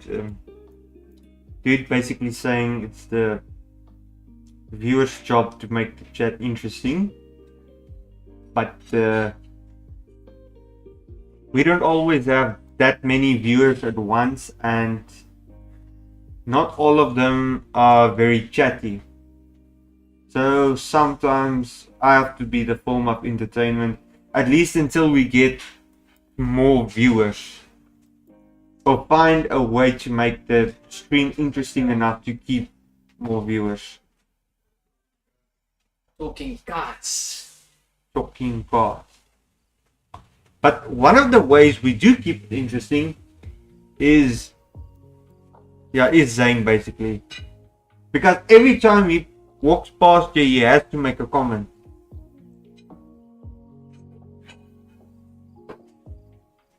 But future projects might get interesting also. There was a project I currently worked on, which wouldn't have been a good project to start a stream with, but it was a very interesting project.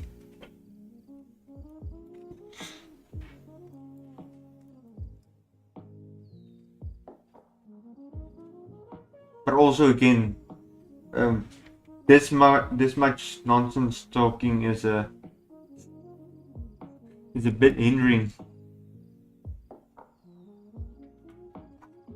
Okay, you see what happened here. This is the reason why sometimes wish a little bit someone from a drawing tablet company is watching the stream, because it's times like these where I would make a skimp.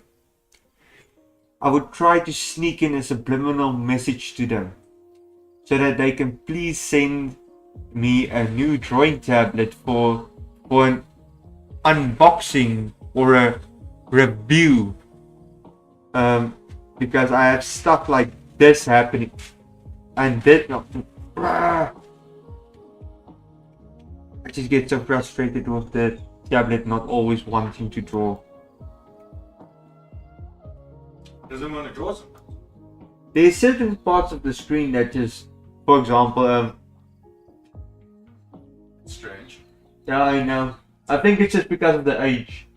I'll give it a look later when you're done.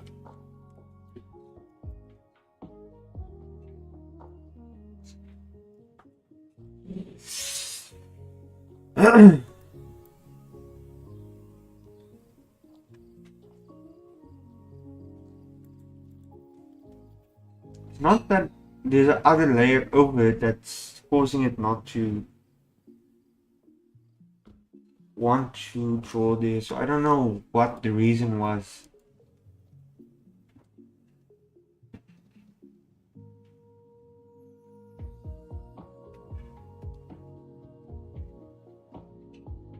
But yeah, I basically also just need a new drawing tablet for at home, because the one I have at home is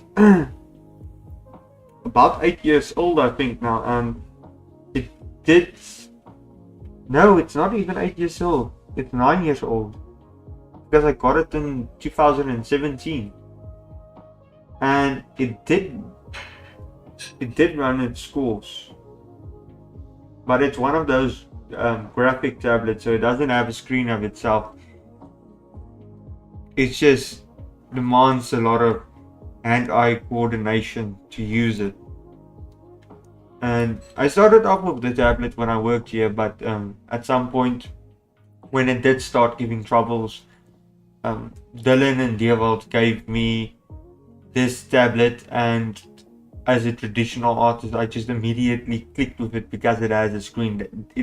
There's not that hand-eye coordination problem, so I could work faster and with better quality. Because if you look back at the work I did when I first started here, the quality was much worse. Connected.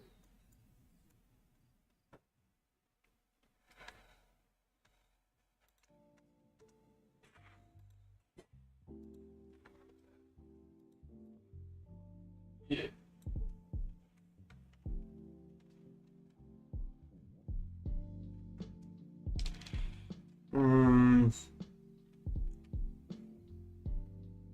Okay, looks like now with the blade is off. You can, if you look back at the stream on our YouTube channel, I said goodbye, so cheers my guy. I want to call this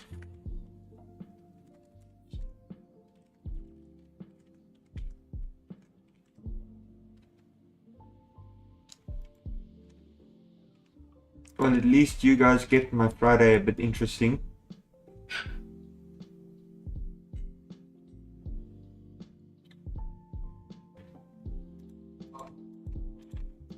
I don't need this anymore, I already did that.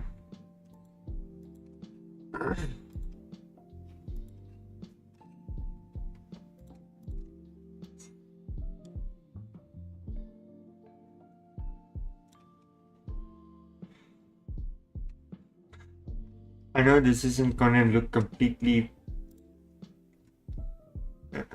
right, but again, for the sake of the animation, it's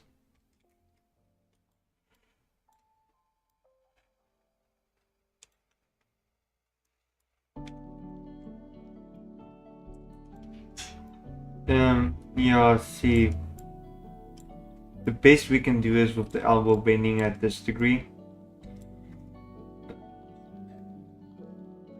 because this bump here is supposed to be the elbow. Again, I'm following the Dragon Ball Z art style. So this isn't how I would draw it, but following their art style from this angle, that's the that's the elbow. So if I bend it anymore, it just kind of looks weird because now the elbow sinks into the arm. And I mean, this would kind of look correct, but this muscle that we have here doesn't overlap with the bicep. And that's the problem we're going to stick with now. So, and unfortunately I can't keep it like this because the muscle at this position, excuse me, this muscle at this position can't be behind the bicep. It looks more natural in front of the bicep.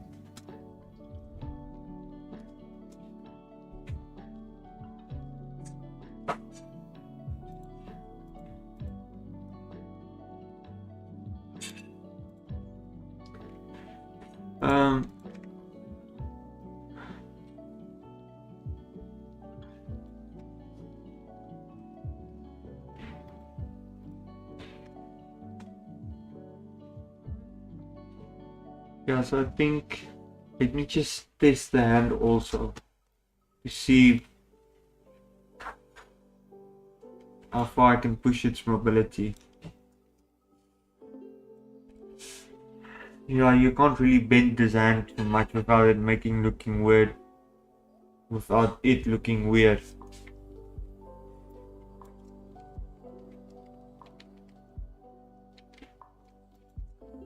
Yeah, actually what I can try is maybe put it behind the arm. That looks a bit better. Yeah, I think you can get away with doing that. So I'm just gonna leave it as is. So I did mention of putting the microphone in its hand, in the hand.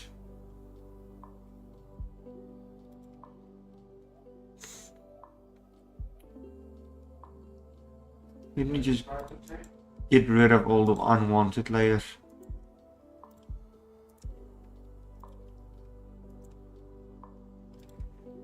Because what happened was I dragged in a bunch of previous layers from the previous Tanjiro models I had, just to use as reference for the proportions of his body. Or let's rather say the length of the arms and the waist and stuff. Double G?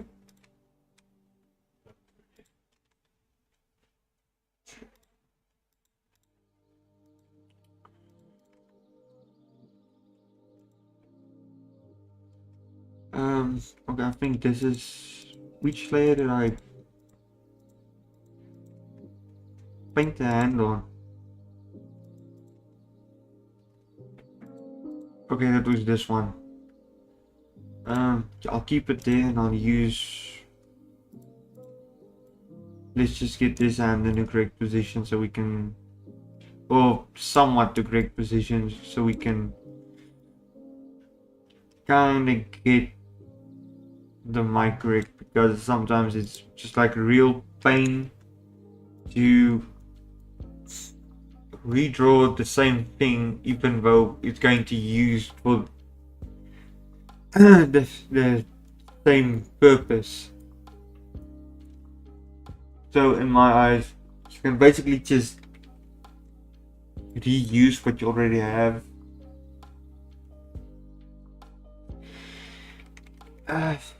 Accidentally drawn the wrong layer again. Wrong color as well.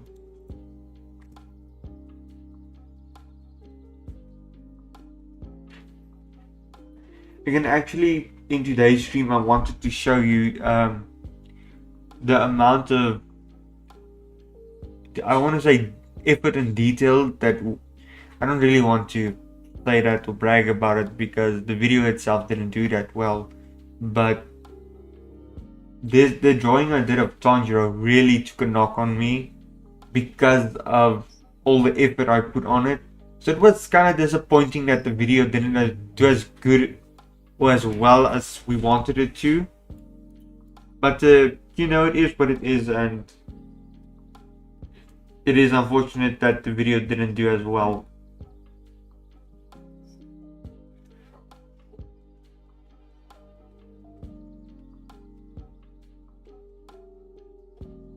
Because I'm going to show you, for example, I even put the highlights on the mic, and that's not, you ain't gonna see that. You can look at all our previous videos, none of them have that much detail, especially Goku's mic.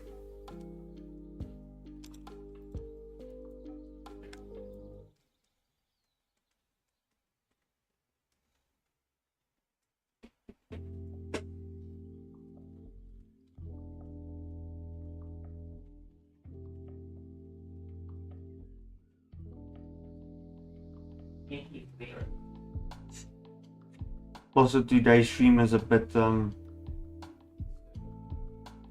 it was a bit very off topic. I think it started off well, but we got carried away real fast. So I apologize for that bit. But I think it was fun, despite it actually being a stream for drawing. I think the bits of messing around and all that, it makes it a bit interesting. I don't know if you guys feel the same, but it's me personally, I feel it's a bit more entertaining than just a guy sitting and talking about and drawing something. So as you can see, I didn't really keep that much to the actual mic. I even actually want to fix the form of the mic so that, sorry again, this is lack of knowledge for what the different parts are called, but the, let's say for now, the round shape, it's really tilted a lot to the left. I need to tilt it back to the right, so I think that's something I'm just going to quickly fix.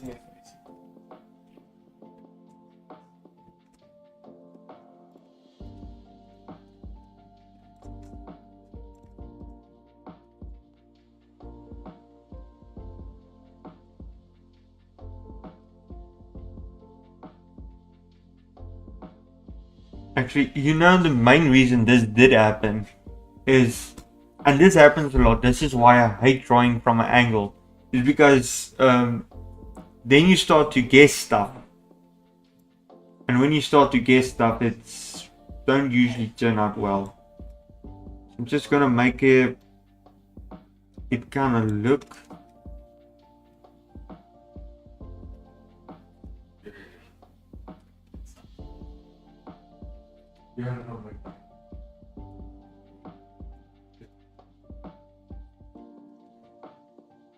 Again, just trying to keep it more symmetrical and still keeping that round shape. There is a symmetrical tool in Critter, but yeah, it's not going to work for our purposes now because the mic is tilted to the side. And it's kind of drawn that way, so can't really fix it now. We're already too deep into this.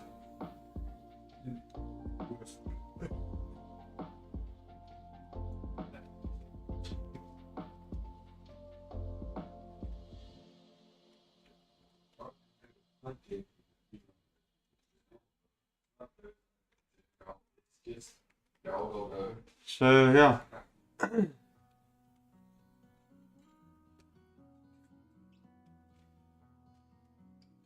Again, I'm just laughing at the direction this stream took today. Yesterday's was actually really fun, where it was a lot of a tutorial.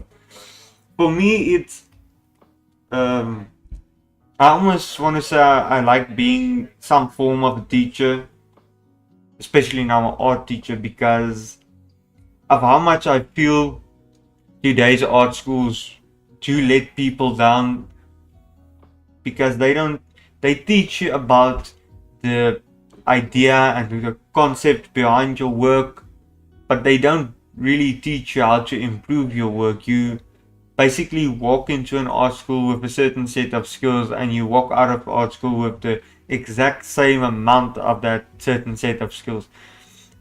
When I went to college, I studied 3D animation. I didn't study art or anything in that line, but I presume when you go to an actual art school, the situation might be better. I'm not completely sure, but it might be, unfortunately, the case that it's the same, where they don't really teach you how to improve your skills. It's just they teach you how to think of excuses for it.